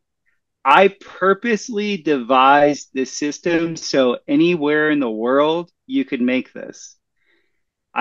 I get very agitated with people that are like, "Why don't you make it out of stainless steel? Why don't you do this, this, this, and this?" You're missing the effing point. The whole point is this.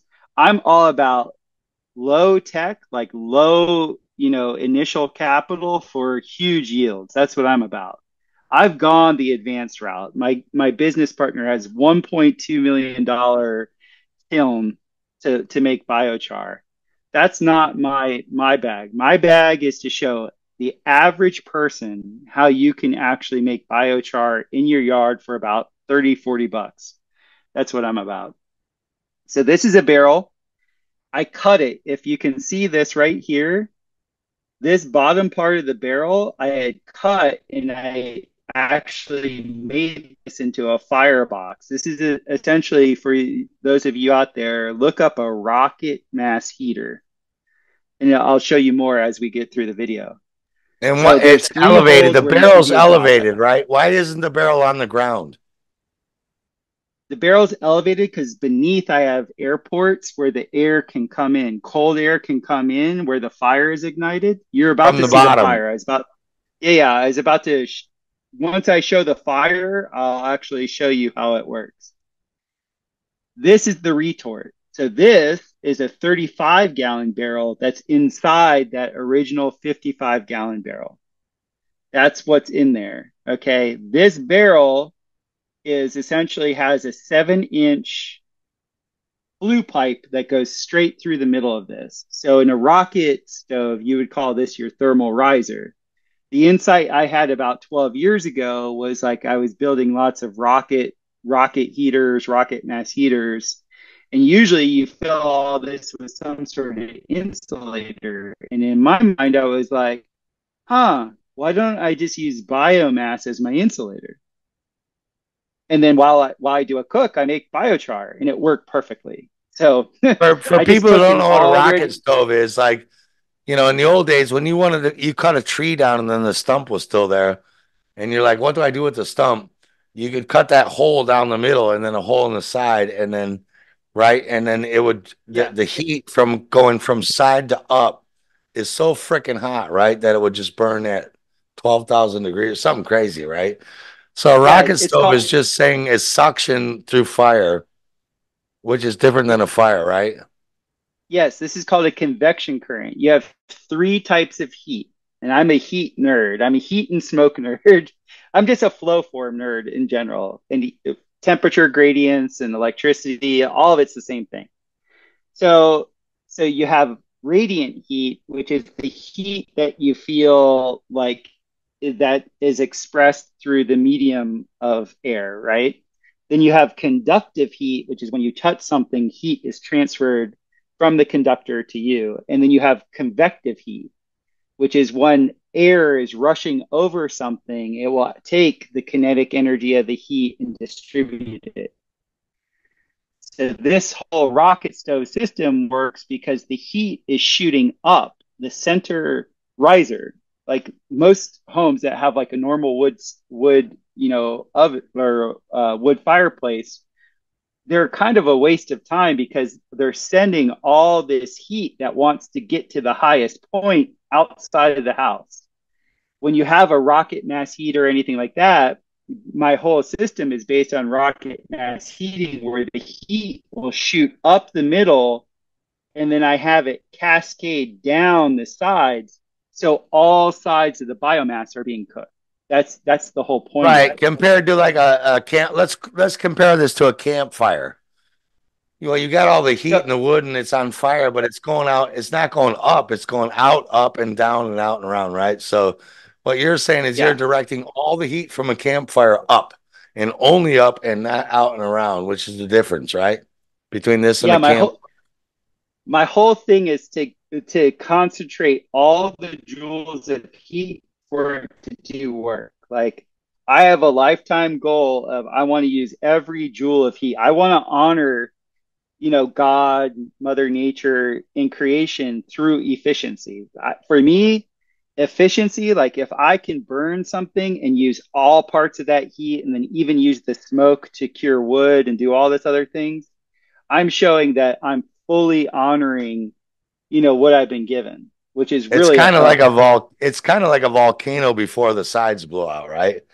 The volcano kind of. push, isn't it? It's like the volcano's like up we go, not out, right? Until the sides blow out. Yeah. So now you can see the 55-gallon barrel right here. So this is down here. This black part is the firebox. I have a fire. You're just about to see the fire that's on the other side of this. You just saw the retort. The retort sits right in the middle of this thing. The heat rifles up the center of the retort, hits the top, and then comes down, and the heat exhausts through three ports around it.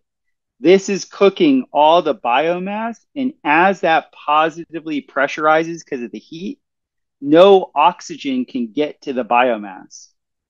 If with no oxygen hitting the biomass, I'm left with this perfect pyrolytic carbon, which is called biochar Does that afterwards. mean it's slowly cooking, right? It's not overcooking too fast, like a fire, like logs in a fire. Is that what you mean?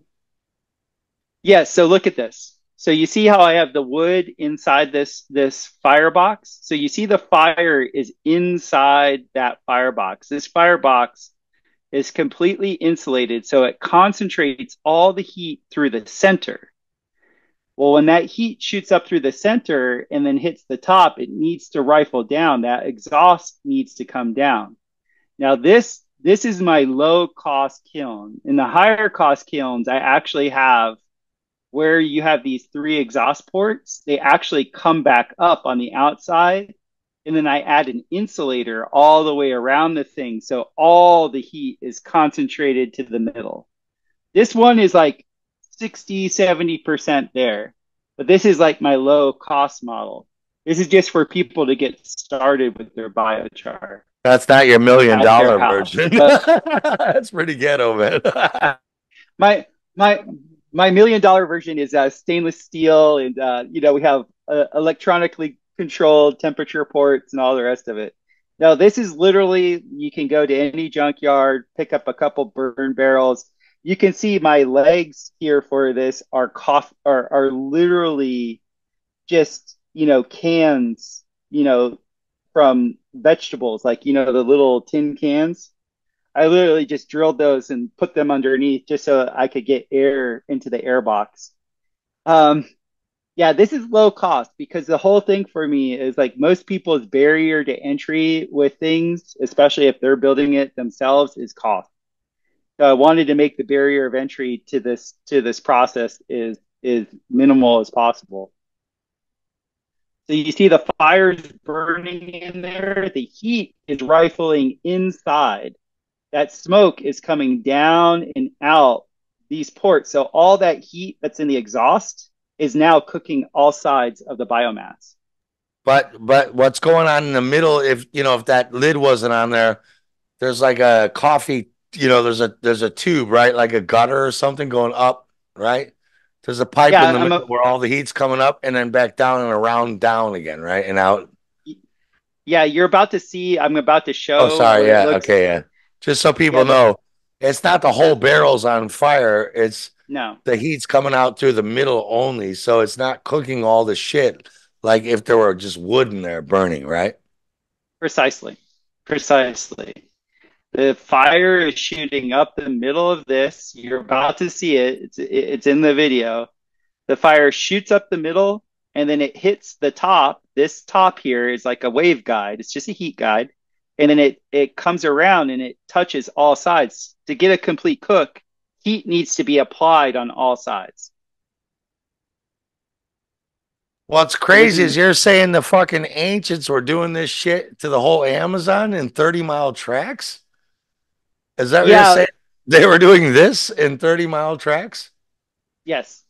Yeah, I think they had a lot more labor, if you know what I mean. Yeah, but still, but the technique, right? So you're saying they were Yes. doing this shit for 30 fucking miles? And they're primitives? Get out of here. Yeah. So look at this. So can you see how? So this is the fire. This is what the inside of it looks like. Is this fire that you saw on the firebox is now shooting up the center. This is exactly the way a rocket still works. Heat always wants to go to the highest point that it can, and it loves to be guided upward. So this, you can see the center of this flue has all these holes. I drill about 200 holes into the flue pipe. So all the gases that are inside the biomass shoot directly into the center chamber. That's called porting. When you give the gases a direction, that's a port. So all that gas is now shooting to the inside, which increases the volatiles, which increases your heat. So you get this exponential increase in heat. You go from about 400 degrees, 500 degrees, 700 degrees, and then you're at 1800 degrees. So it gets super hot in What the center. what would have been the temperature of the shit that's outside that tube if it were not protected? Well, it depends on what you're burning. Yeah. By the way, you can get, obviously fires can get very hot, but they are usually dependent on what's actually being burned, right? What your fuel is. So if you have really good fuel, of course you can get really hot fires outside. I'm literally taking sticks from my yard. I'm not taking things that have a high amount of BTUs. But what's occurring is because all that heat is concentrated in such a confined area that's insulated, it captures the heat and it makes it more efficient because it has a flow to move it. The convection current, where whenever you can give fire a place to move, it gets hotter. That's what it wants to do. It wants to move. So when you make fire climb, it gets hotter.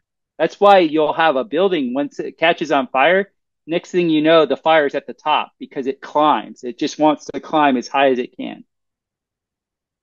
That's why convection heat is so like the big rage. I don't know if this is happening in Europe, but the big rage in the United States is everybody has an air fryer.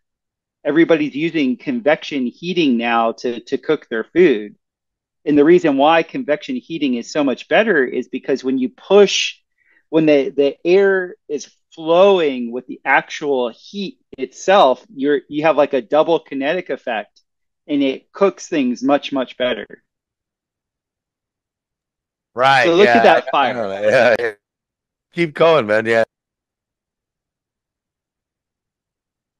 So this I just put on blocks so people could see that. This isn't even burning as efficiently as the other unit. I just put this one outside so people could see the concept of the fire coming up the center. Now I sell these retorts by themselves, and I would say the majority of my clients just use the retort like this. They don't even use the 55-gallon barrel on top.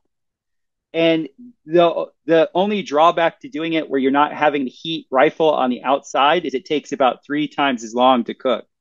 The So beauty of what normally the you'd Amazon have that covered and then send it back down the sides, like you said. Usually that yes, would be covered and then it would come out the sides and down and then out a smokestack out the bottom again, right? exactly. The beauty of what the Amazonians did was, and this is called pit biochars, they essentially did a pit. You know, they had a culvert, a very long culvert in the ground, and it was low in the ground, but they had all the clay in the world. So they would make these like little pottery tubes that were like an air inlet and an exhaust outlet. They would cover all that with biomass. And as that would cook down, everything would cook down and condense because of the weight of the soil on top of it. How do you So think they figure this out as daily subsistence farmers? How did they figure this out? I don't believe that's what they were coming from. I believe they actually just watched nature. It's just like when they watch lightning strike the ground and create the perfect sphere. I think they watched lightning hit a tree and they saw that whole tree turn into charcoal essentially. And then after years and years and years, the chief was looking and he's like, why is everything growing around that old black tree stump? And then everybody's like, ooh, who is thee who is so wise in the ways of science? Like I really think that's the way it was. They just watched nature and they mimicked nature. I think that's what they did. I agree. Or I think that their brains were just as advanced as ours are. So if we can figure this out, More, why couldn't they? more Yeah, even advanced. more. Yeah, yeah, yeah. I think like Yeah. if we can figure this out now how this works, why couldn't they? They weren't primitive and we aren't primitive. We're all the same. We have the same size brain. It does the same work. Anyone thinking about this shit can figure this out. And I think that we're sold a load of crap that they couldn't figure out what we can figure out. And I think that's bullshit. Their brains were just as just as good as ours.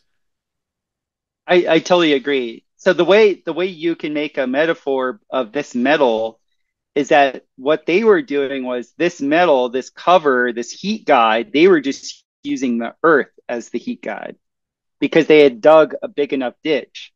So this is So their another ditch thing. was your barrel. So your barrel was their ditch, earth.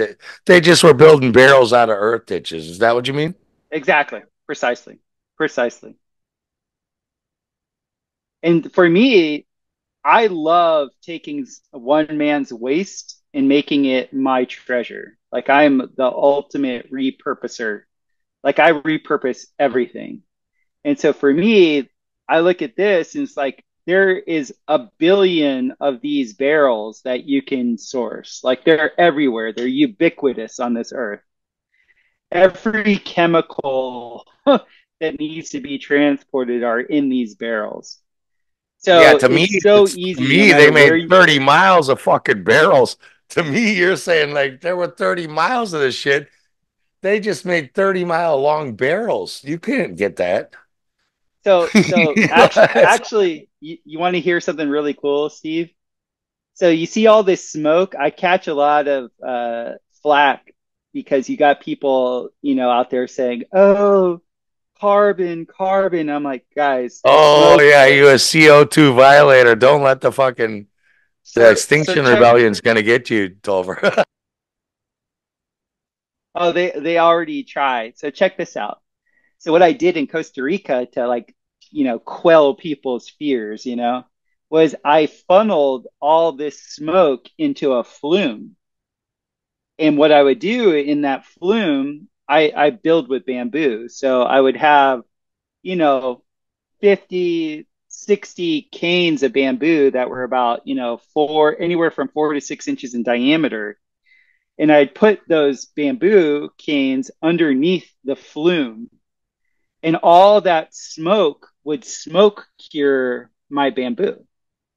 So instead of buying chemicals, because a lot of these people, like when I would get into these debates with them, we'd be sitting inside their conference room or whatever, and like they were surrounded by all the chemicals of the world, like formaldehyde, everything that was in a structure that they were trying to tell me was environmentally safe and secure and sustainable.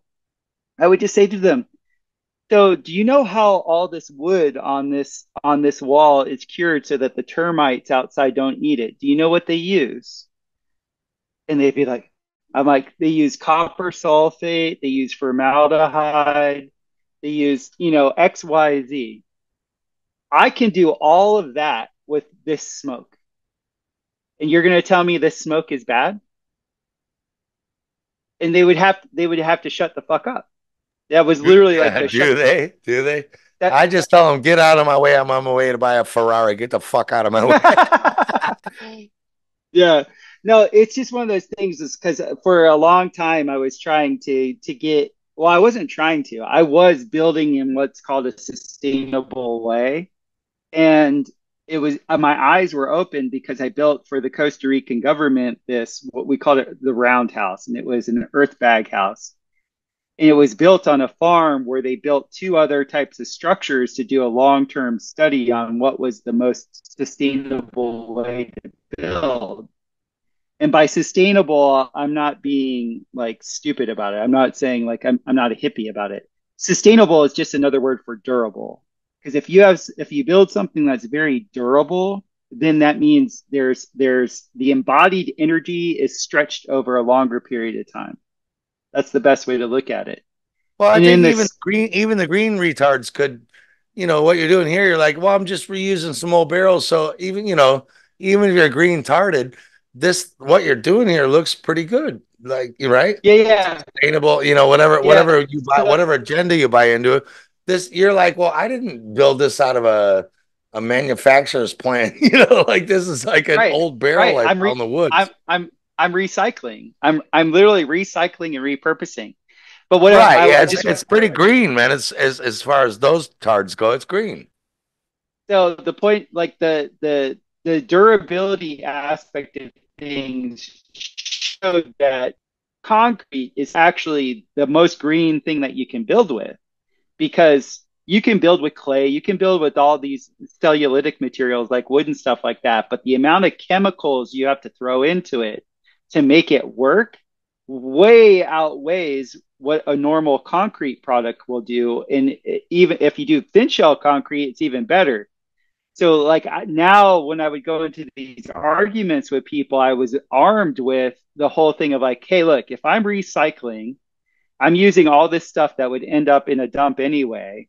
I'm using it for a longer life cycle. That lowers the embodied energy, right? The longer the life cycle, that means the amount of energy input that went into it is lower and lower and lower the longer it lasts.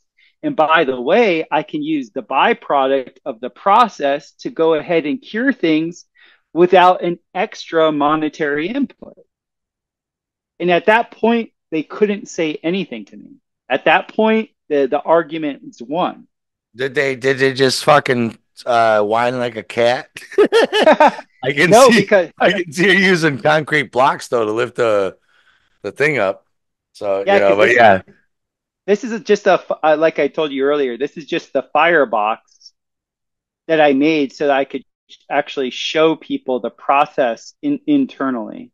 So, like, you can do this with the concrete blocks, which will cost in the United States about $6 in concrete block if they don't want to buy the kiln. They can source their own 55-gallon barrel, so I don't have to ship them one at that cost. And then I'll just sell them the retort, which is the middle part.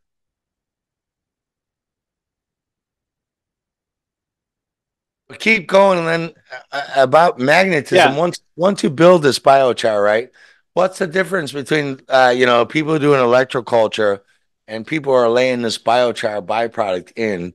You're saying this is better, actually, right?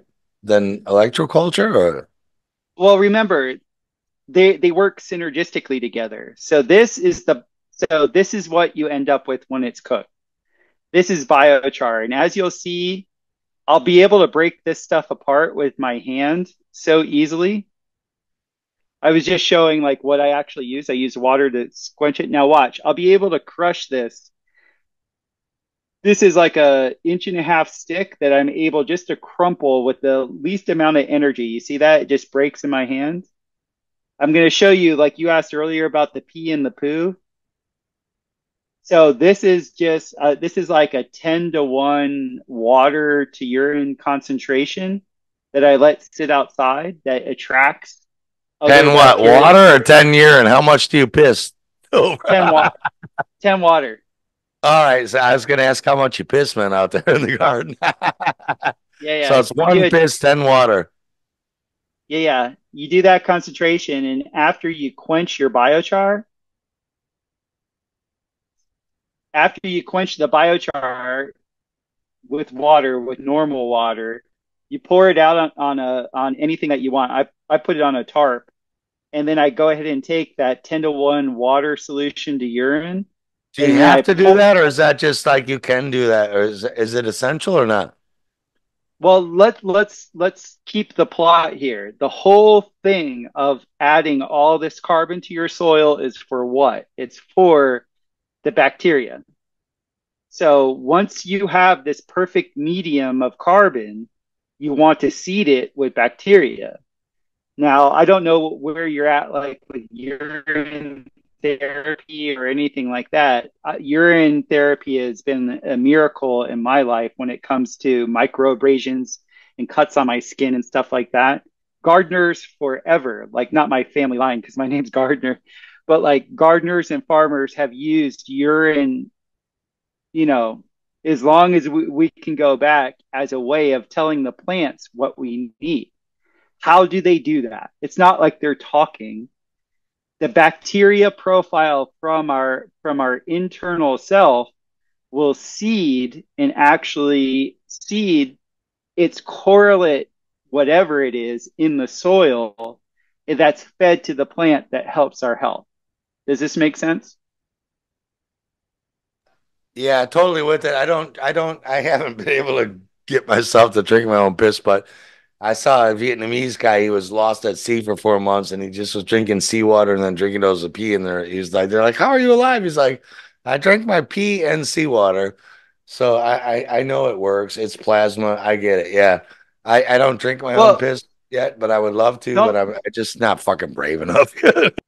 well don't. I always tell people don't. I didn't start with drinking it, even though I had people in my life, like the healthiest people I knew that were doing that. The way I started is, like I said, I'm a massage therapist and a builder.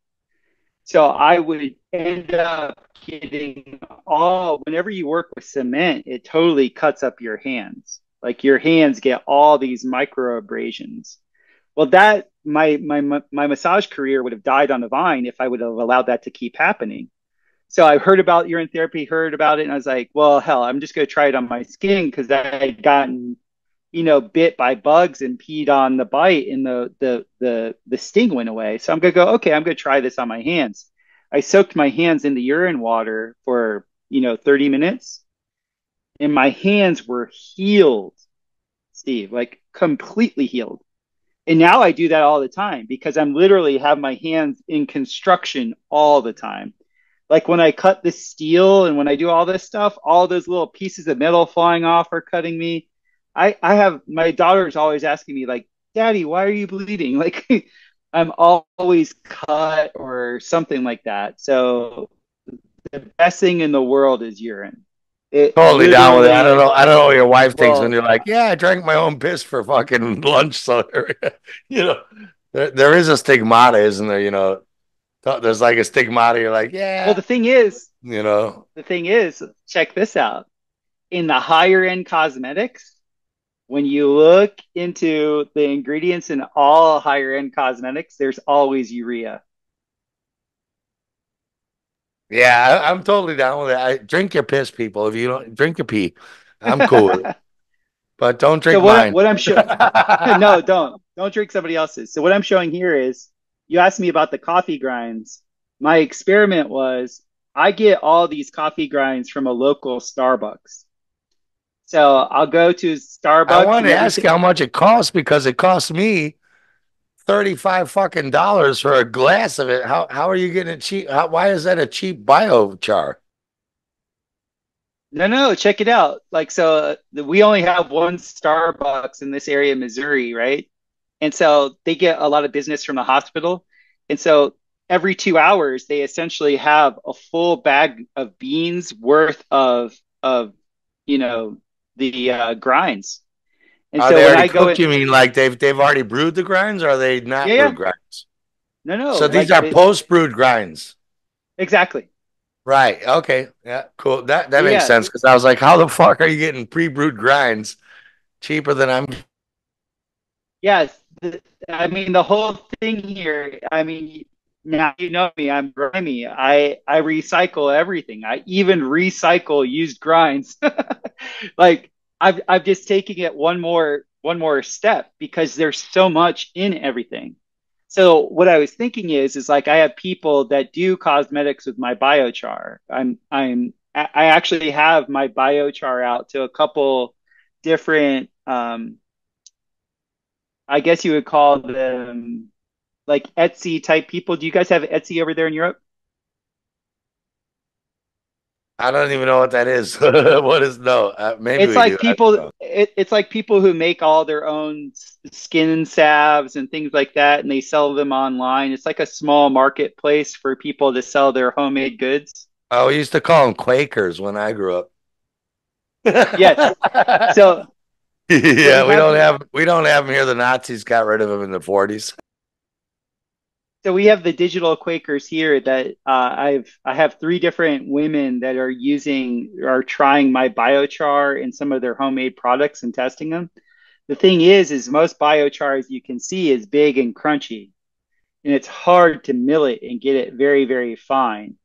In fact, the best toothpaste in the world I make is very simple. It's with finely ground biochar, a little bit of coconut oil, a little bit of baking soda, and a peppermint essential oil.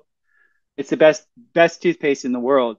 Because what is the biochar doing with this highly, highly negatively charged diamagnetic material? Whatever is positively charged in your body gets attracted to it. What do we call positively charged things in our body? What? Yeah, what? Free, What? we call them free radicals.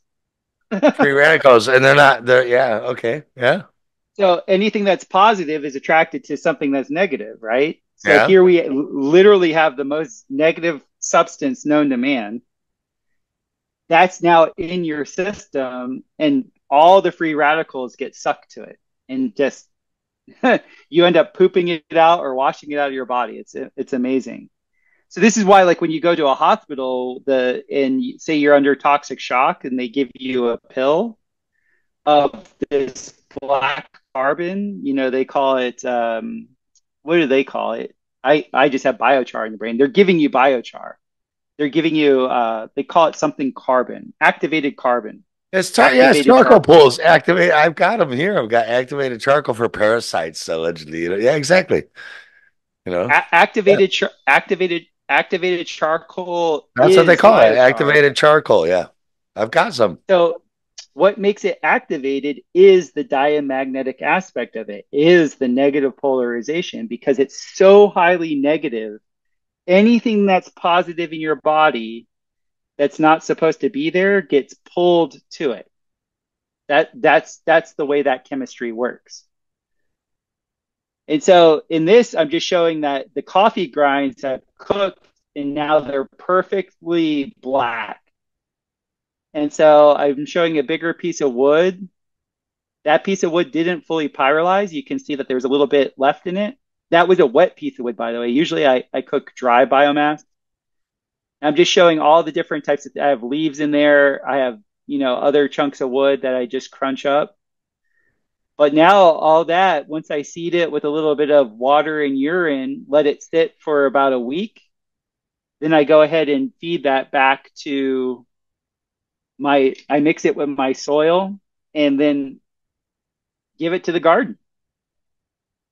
And it's thriving. Yeah, it's killing. Yeah, my garden this year I did all raised beds next to my house just because the deers last year just decimated my my garden plot over there. So I brought the garden closer to the house to scare them away. And it they're everything's beautiful this year. We've had a bumper crop of strawberries. All the tomatoes are starting to come in now. So here we just had our last freeze about 3 weeks ago. So we're in the thick of growing season right now. Oh, that's great. Yeah, I saw you and your wife and your kids were at Acapulco. I wanted to spend more time with you. I really felt bad we didn't get to spend more time, but you had the family and I was drunk, I think, for 8 years, 8 days, and I was pretty pissed the whole time. But I saw Well, a funny video. Well, yeah, I saw a funny video with this Italian NGO on TED Talks. And he said, they went to this African village and trying to teach them how to plant tomatoes and da da da da. And they said, I couldn't understand. The African village leader just was laughing at us the whole time. And we showed them and we did it. We planted all that. And then the tomatoes come up. And then one night, 5 hippos came out of the water and ate the whole fucking crop for the year, just ate it in one bite. And the African villager finally said, that is why we do not plant tomatoes here. it I'm The I'm a guy said that's why you listen to your terrain. Why would you plant tomatoes if the hippos are coming eating them all? And he said it's important you listen to the terrain of the people in the terrain. And yes. that's what you're saying. Your garden is your garden. It's not my Well, garden, it's your garden. exactly. It was really funny because one of my neighbors in Costa, he was a frugivore. He claimed to be a frugivore. Let's put it that way. And he, in his circles, he is growing probably like 1,000 fruit trees. And he started to complain to me because he is like, man, all the deer are coming and eating my fruit. And I'm like, dude, you can't eat all your fruit. I'm like, let's put a hunting blind up on your property. And he almost had he almost died. Like he was like, I can't kill the deer yet. Like, well, they'll kill you if yeah, like, either they eat you out of food or you eat them out of food. Yeah, yeah, totally, yeah, yeah. totally. So Where do that you was a stand on funny. that? Topher, I'd like to ask you, where do you stand on like frugivore, vegetarian, meatarianism? I'm not saying this right or wrong. What's your view on all this dietary shit? I think it's independent. Like I think it's something for each person because we are all different body types. So Mm, we all have different needs. We also all have different cycles in life. So I think for somebody could, do the vegetarian thing for a certain cycle depending on their constitution and be okay, and then do the carnivore thing for a certain cycle. What I yeah, know is the majority of my clientele are women. And women, especially if they're in their reproductive years, they need animal inputs. It's very rare that I've seen vegetarian women actually like over a long period of time be healthy with children. They can be a vegetarian, but the question is, are they healthy and are their children healthy? right. We saw it over and over and over again in our community in Central America where you'd have idealists, a lot of idealists, you Mm. know, do the extra hero thing. And these idealists would be like, no, I'm a vegetarian and like be about it. And they were like gaunt, low energy, stupid. Copper, yeah. What are the local like, down there, the locals, let's say, are the locals vegetarians or what are the No. no, what do they eat? Everything or meat Well, more. you can't really go like the problem with the locals now is that they've all been inundated with all of the non-saturated oils, like all the soy, they call it it's soy oil is the best Mhm. way to say that what they cook with, and almost everything that they eat has MSG in it. Oh shit. Yeah. All right. Yeah. That's not good.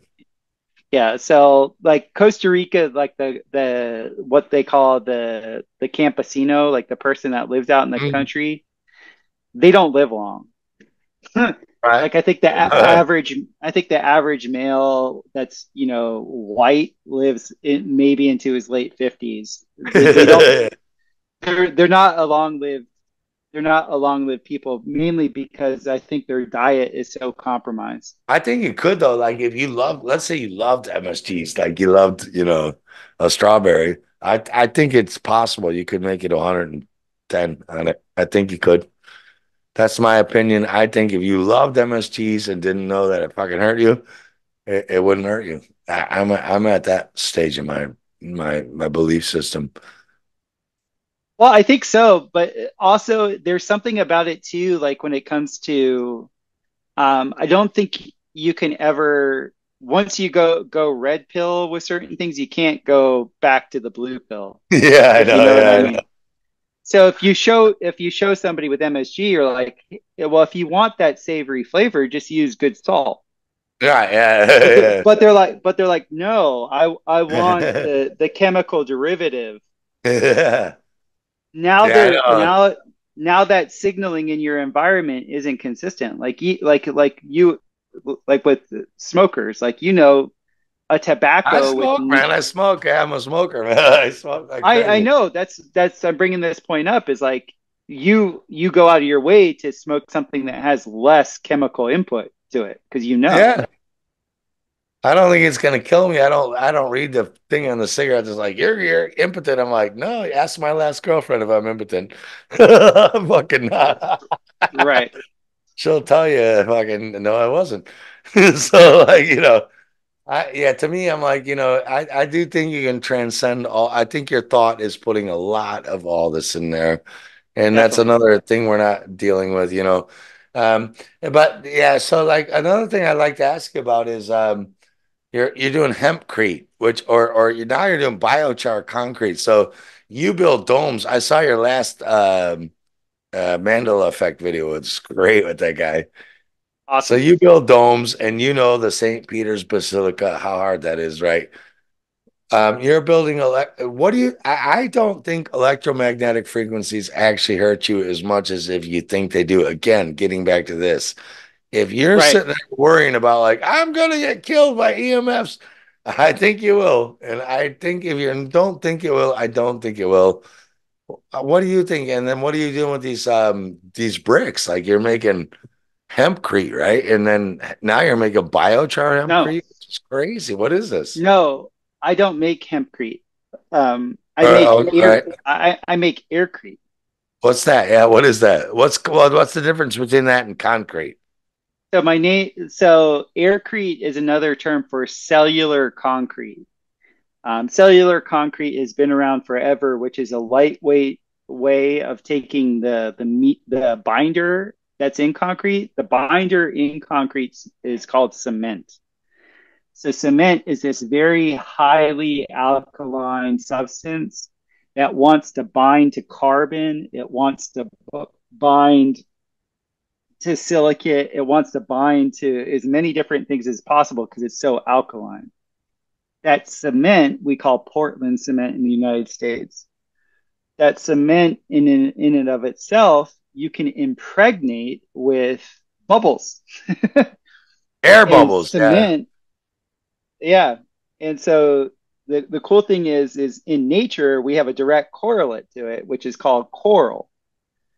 And that's why my name of my company in the United States for building these aircrete domes is called coral domes. And it's because essentially the binder, the cement that we use very tiny bubbles. They're like champagne bubbles, and we use a machine to mix the solution of these tiny little champagne bubbles into the cement, and then we use a plasticizer and also an air entrainment fluid so that those bubbles don't collapse. And then that gives you a nice thick insulative medium where we can place that on top of the metal structure of my mandala dome. It's actually not my mandala dome. That was created by a Japanese mathematician. But that type of dome, in and of itself, the substructure then is sheathed with this aircrete. And the beautiful thing is, I'll mix in biochar to that because cement loves carbon. So if you can Yeah. add something as there's nothing that's more carbon than biochar. If I can add this activated charcoal to the cement mix, to the cellular concrete, then I get this super strong, super stable, very light, very durable structure that goes up very fast. So like I've done building work. We get this machine, it looks like the back of a dump truck. It's like, so you're Yeah. saying you have a different machine than that, or is it the same machine but you have more different stuff in it? Or I've mixed concrete where it's like, yeah, 2 bags of this, some water, and some bullshit. Mhm. Spins around, your eyes get all fucked up. Yeah. Yeah. You're saying it's a totally different machine. How do you make that?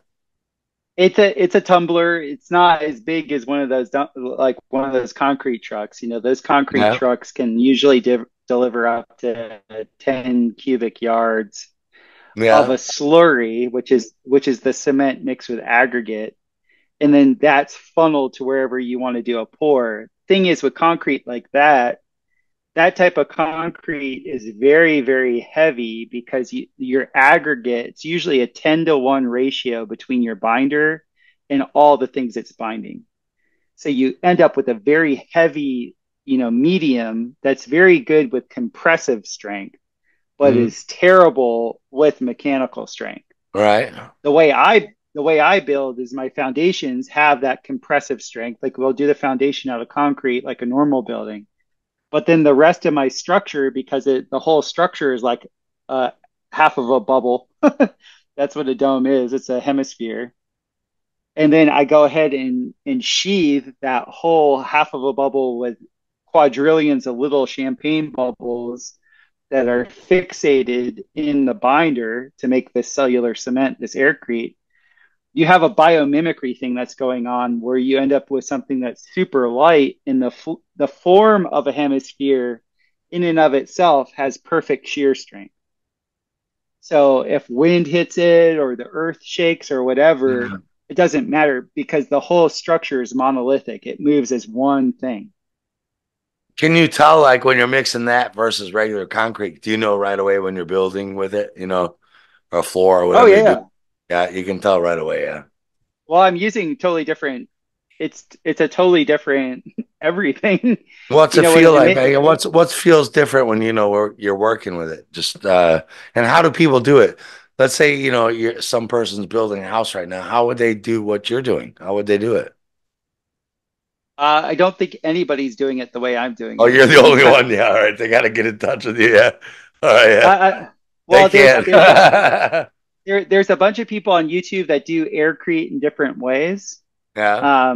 The way I'm doing aircrete is pretty innovative because I'm mixing it with ferro cement. Most of the Right. guys out there that are doing aircrete are just doing the aircrete by itself, which And you're saying I it's EMF proof, right? You're saying it's electromagnetic proofing your houses, or if you add biochar, the bio? Why does the biochar EMF proof the house? because remember it's diamagnetic. Okay. So diamagnetic means it resists any type of EMF charge that's coming towards it. Right. Okay. Because the charge is reversed. Yeah. So is it Well, it neutralize it, or like what's it do? How does it do it? the way we think it works is because I can't say for certain, but in our studies, we find that the smaller the particle a biochar is, the more EMF resistant it is. Right. And the reason why I think that is because each one, like, how if you take a magnet that's like the size of this and you cut it in half, the two magnets are now their own magnets, but they're of equal Yeah. strength. You cut those in half, now you have four magnets and they're of equal strength. Same strength. Well, I Yeah. So think, you're saying you cut them in a trillion pieces and they're still equal strength. Yeah. yeah. And so I think that's what happens with the diamagnetic material also. So the smaller you make all these particles and then they're all facing different directions, whatever square wave is trying to get through that, it can't get through the murderer's row of all those Right. Sounds like a reflections. phase cancellation. I'm not selling them, but Yes, I'm testing out these products. These, I've got them on my phone and these little squares and this shit, and like I'm sleeping better than I ever slept with them. Like I don't know what they do, but they do awesome. do that too. I'm just sleeping Yeah, great. It's just there, and I've got them in my phone. These little squares. They say they're like Wilhelm Reich or something. I don't know what they do, but they do work. So that's kind of that's what you're doing. great. How do you know that they work? How do you know this works in your bricks? How do you know? Have you tested it? Like, I'm at, yeah, I have all these different meters for testing electrical waves and EMF waves, mhm. and also testing ground. So we've taken different samples and sample sizes, and we've tried to run different, whether it's a microwave, whether it's a radio wave, whether it's an electrical charge, we test it through each one of the those mediums. Right, man. To me, what I think is for me, just personally, right?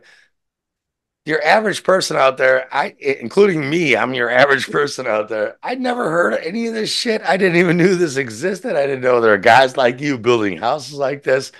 You also, I saw your last podcast. You're building domes and you're looking at St. Peter's Basilica going, you think these fuckers built domes in the dark ages? Like they say St. Peter's Basilica was built like 382 AD. You're like, get the fuck out of here. You couldn't even do it, right? Could you, No, Bill? No no, way. Not the no, last. And horse and no, buggy too. No, without nope. electric fucking no, no. No, those were inspired structures with people that lived a lot longer than we did, with much higher consciousness than we Yeah, have. the age Yeah. of Christ, as you guys were saying, like I agree. Yes. Like, the biblical uh golden age happened. What they're calling the Yes. dark age, what they're calling the dark ages was not even dark at all. It was where all your Tartarian buildings are here now, aren't they? Yes. You can walk around Copenhagen, which I took Don Lester and David Parker and Felix. We went around this place, and I'm like, look at this shit. I'm like, there's no way this building's from 1750. No way. No way, man. This thing's 1,000 years old. There was a golden age. I don't know how old these Yes. buildings are. I can't prove it, but do you agree with me? There, I completely agree. yeah. Yeah, Some, because eh, like, come you on, know, man. Like, so you're a so builder. You many of said these. it. You're like, I'm a dome builder.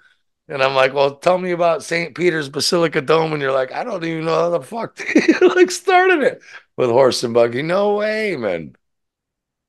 Well, the thing is I think we could do it, but the thing is, it would take endless resources and more time than my lifetime.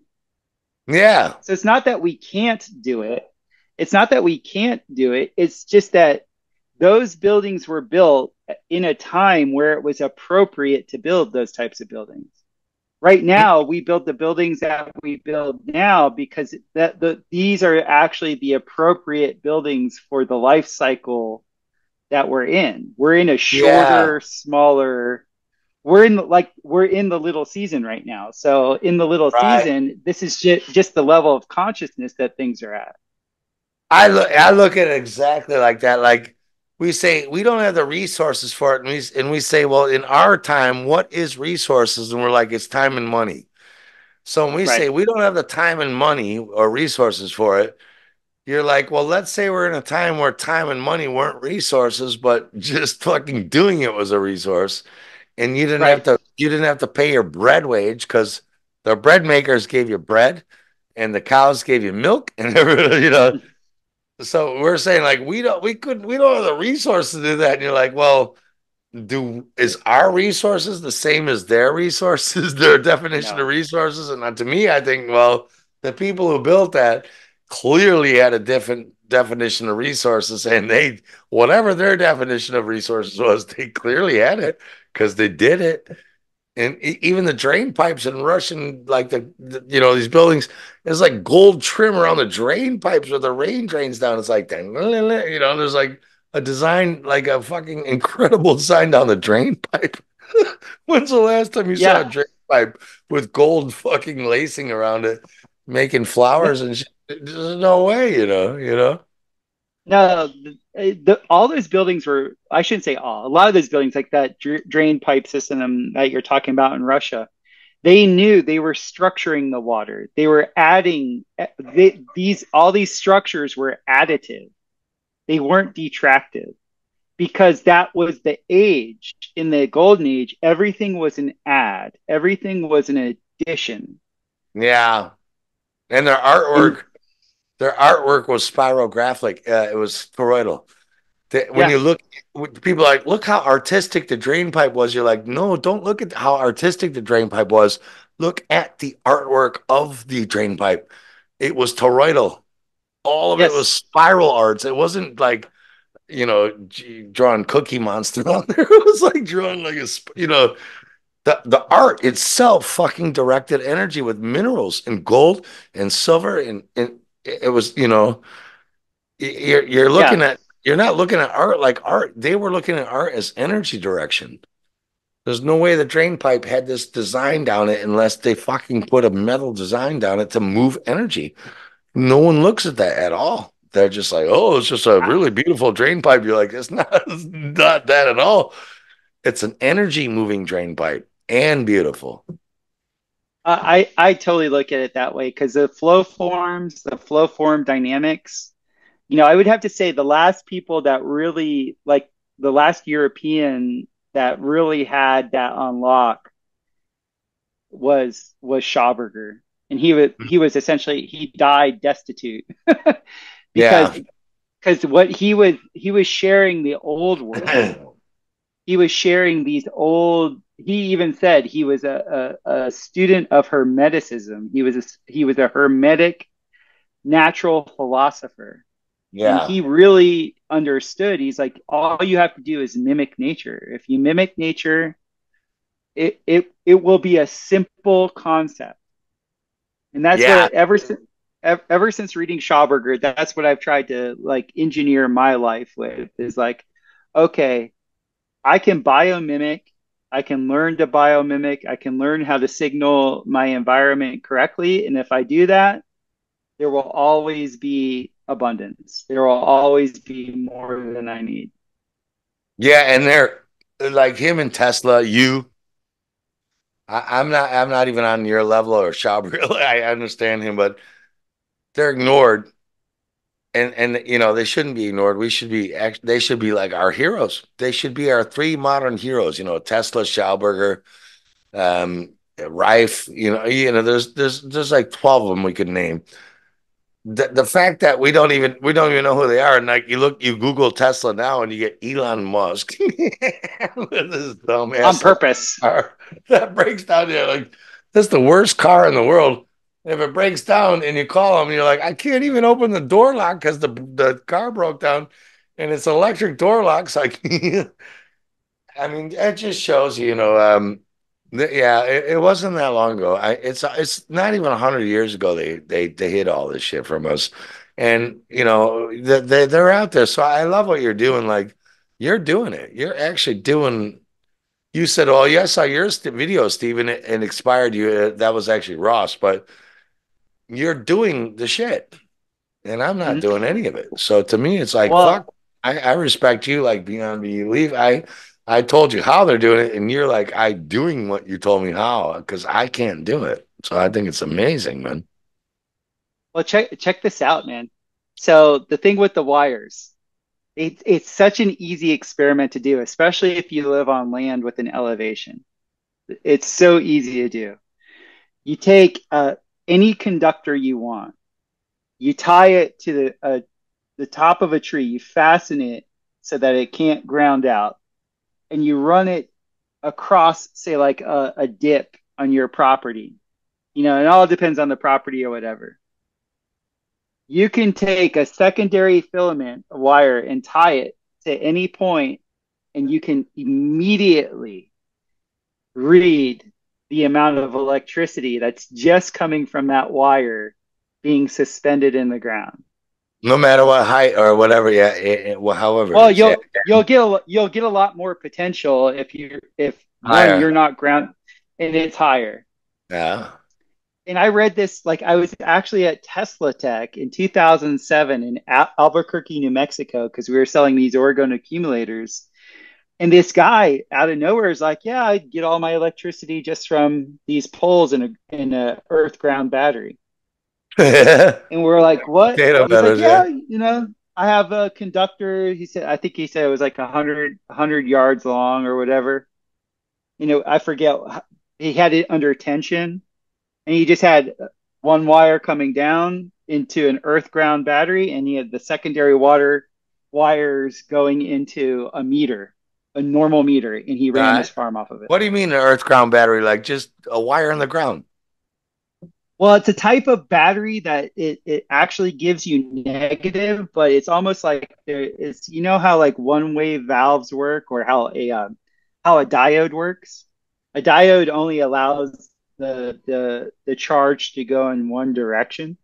All right, yeah. So an earth ground battery, it grounds the system without dissipating the charge. Right. With a diode going, That's yeah. sort of yeah, that's sort of what we're And then doing the with other charge is coming from the atmosphere up above on a taller wire. it, it's exactly what Ross showed in your video. Go watch that video again. All they're doing, dude, they have these high tension cables. There's usually two or three, maybe four that are running. The field gets stressed by them pulsing. Those big factories that they say are producing all the electricity. All those factories are there to do is to actually modify the atmosphere with water vapor. But the secondary thing that they're doing is they're creating a mechanical stress that they send down, just like a drum beat. And it's a conductor. What do conductors do? A conductor does this, right? So these wires are taking that stress, and that stress is sending a signal to the environment that they're in. The environment around it then collapses into the wire and distributes that energy to wherever the load is. Jesus Christ, man, yeah. We're literally paying for free energy. Like I try to tell people, they're like, "Oh, I can't wait for when free energy is here." And I'm like, "It's already here. We're just paying for it." All Like right. the jets that we fly internationally in, dude. If you take a cross section of a turbofan prop, a jet engine, it's exactly Schauberger's design. He said all you have to do is have variable fan inlets that are spiraling, that are pulsating, and you get a cavitation effect that will No suck way. the plane forward. Right. And Holy it's just shit. like you guys were so good with the plane the fuel hoax. That was You look at Ross, these man. That was planes, Ross. Yeah. like Ross hit it, man, It's because Ross. those planes Yeah. those planes aren't using that amount of fuel. They're literally just using the fuel to start the engines, to get the engines up to heat. And then once those engines are up to heat, they're creating an air compression pulsation thing that causes a cavitation Yeah. that allows them to fly the distance that they're flying. All the Jesus. stuff that like Schauberger stuff was stolen, Tesla stuff was stolen and implemented, and they're actually using it right now. It's Oh, just we have to pay all this money for all these systems because the system is here to extract our energy. That's yeah. what the systems are here for, is to extract our work, our effort to keep us in that Oh, doldrum as long as yeah. we choose it. So my whole thing has been like, food independence, energy independence, shelter independence, and that's why I do what I do. Dude, you're the greatest at it. Yeah, you're the best. And I'm the same. Like they took the bells out. They call them cathedrals. They were cathode rolls. You can go down that Yeah. Tartaria route. But these fuckers knew what was going on. I'm not saying those Yep. buildings were sending electricity around the world, lighting up lights and having motor cars and shit, but they were doing something else to us. And yeah. So awesome. I think we should leave it here, man. We could do this again Okay. if you want, but this is amazing, man. Yeah. Anything else going ahead? I don't know. We get covered even what we want on biochar, but We did. We hit the did we? biochar stuff. I don't even know. Yeah, You this know, was awesome, man. I would love to plug my podcast. You've been on the podcast. I'm have like the best people on. I'm constantly learning. It's a joy to get to, I've been such a huge fan of Spacebusters for so long. That was such a joy to meet you in person and, feel your jovial spirit and all the rest of it. And yeah, man, I always look forward to being able to talk with you. So I really appreciate it. I'd love to do it again. Like, you had your family and your kids and wife with you, which was great. So when I saw you, it was like, on a taco stand or something. I'm like, hey, yeah, So I felt bad. I didn't get to talk to you more. I got to talk to everyone else more, and I really wanted to. But yeah, let's do it again anytime, man. It was awesome. And tell everyone where to find you. You can reach me. I have my construction company and my podcast are hosted on my website, which is topherhq.com. You can reach me at info@topherhq.com. I'm at BioCharisma is my podcast. I have that on Telegram. I have that on Instagram. I'm now doing live streams on YouTube and Rumble. And yeah, man, we're putting out more and more. All the things that I've been concentrating on for the last 15 years, I'm now like essentially doing a media blitz with it and getting it out there. Your domes are ridiculous too. Like, for people like what the shit you're building is like crazy. It's just it's nuts. So yeah. It's fun. All right, thanks, man. Well, let's end it here, man. It's been lovely, man. You want to do another one? I'm fucking down to go again. Yeah, definitely, definitely. Yeah. Not today though. No, I have to watch this 20 times to understand what the fuck you're talking about. You're like you and Bearlando when I do a talk with you. I'm like, all right, what the fuck was he talking about? I have to go back and listen. Well, that's But actually that's the next pod I'm releasing. It was with Bear and I. We had a really oh good time. yeah, you're on with Mike and Barry. Yeah, they're amazing. Yeah, great. Yeah, Well, that's gonna be awesome. Just with Bear, I did one solo with Bear just to like, really dive deep into radiosthesia and radionics. I don't even know what that means, so I can imagine it's like amazing. Like, I don't know. I'll have It's to good. watch that. It's good He's stuff. like you, man. When I talk to either of you, I'm like, all right, what the fuck are these guys talking about? And I love that about you. You're like, hey, man, don't you get it? I'm like, I don't think I do get it. But I love Nope. learning to get it. So thanks, man. It's fucking great, man. Yeah. Awesome. Well, I'll see you soon, Steve.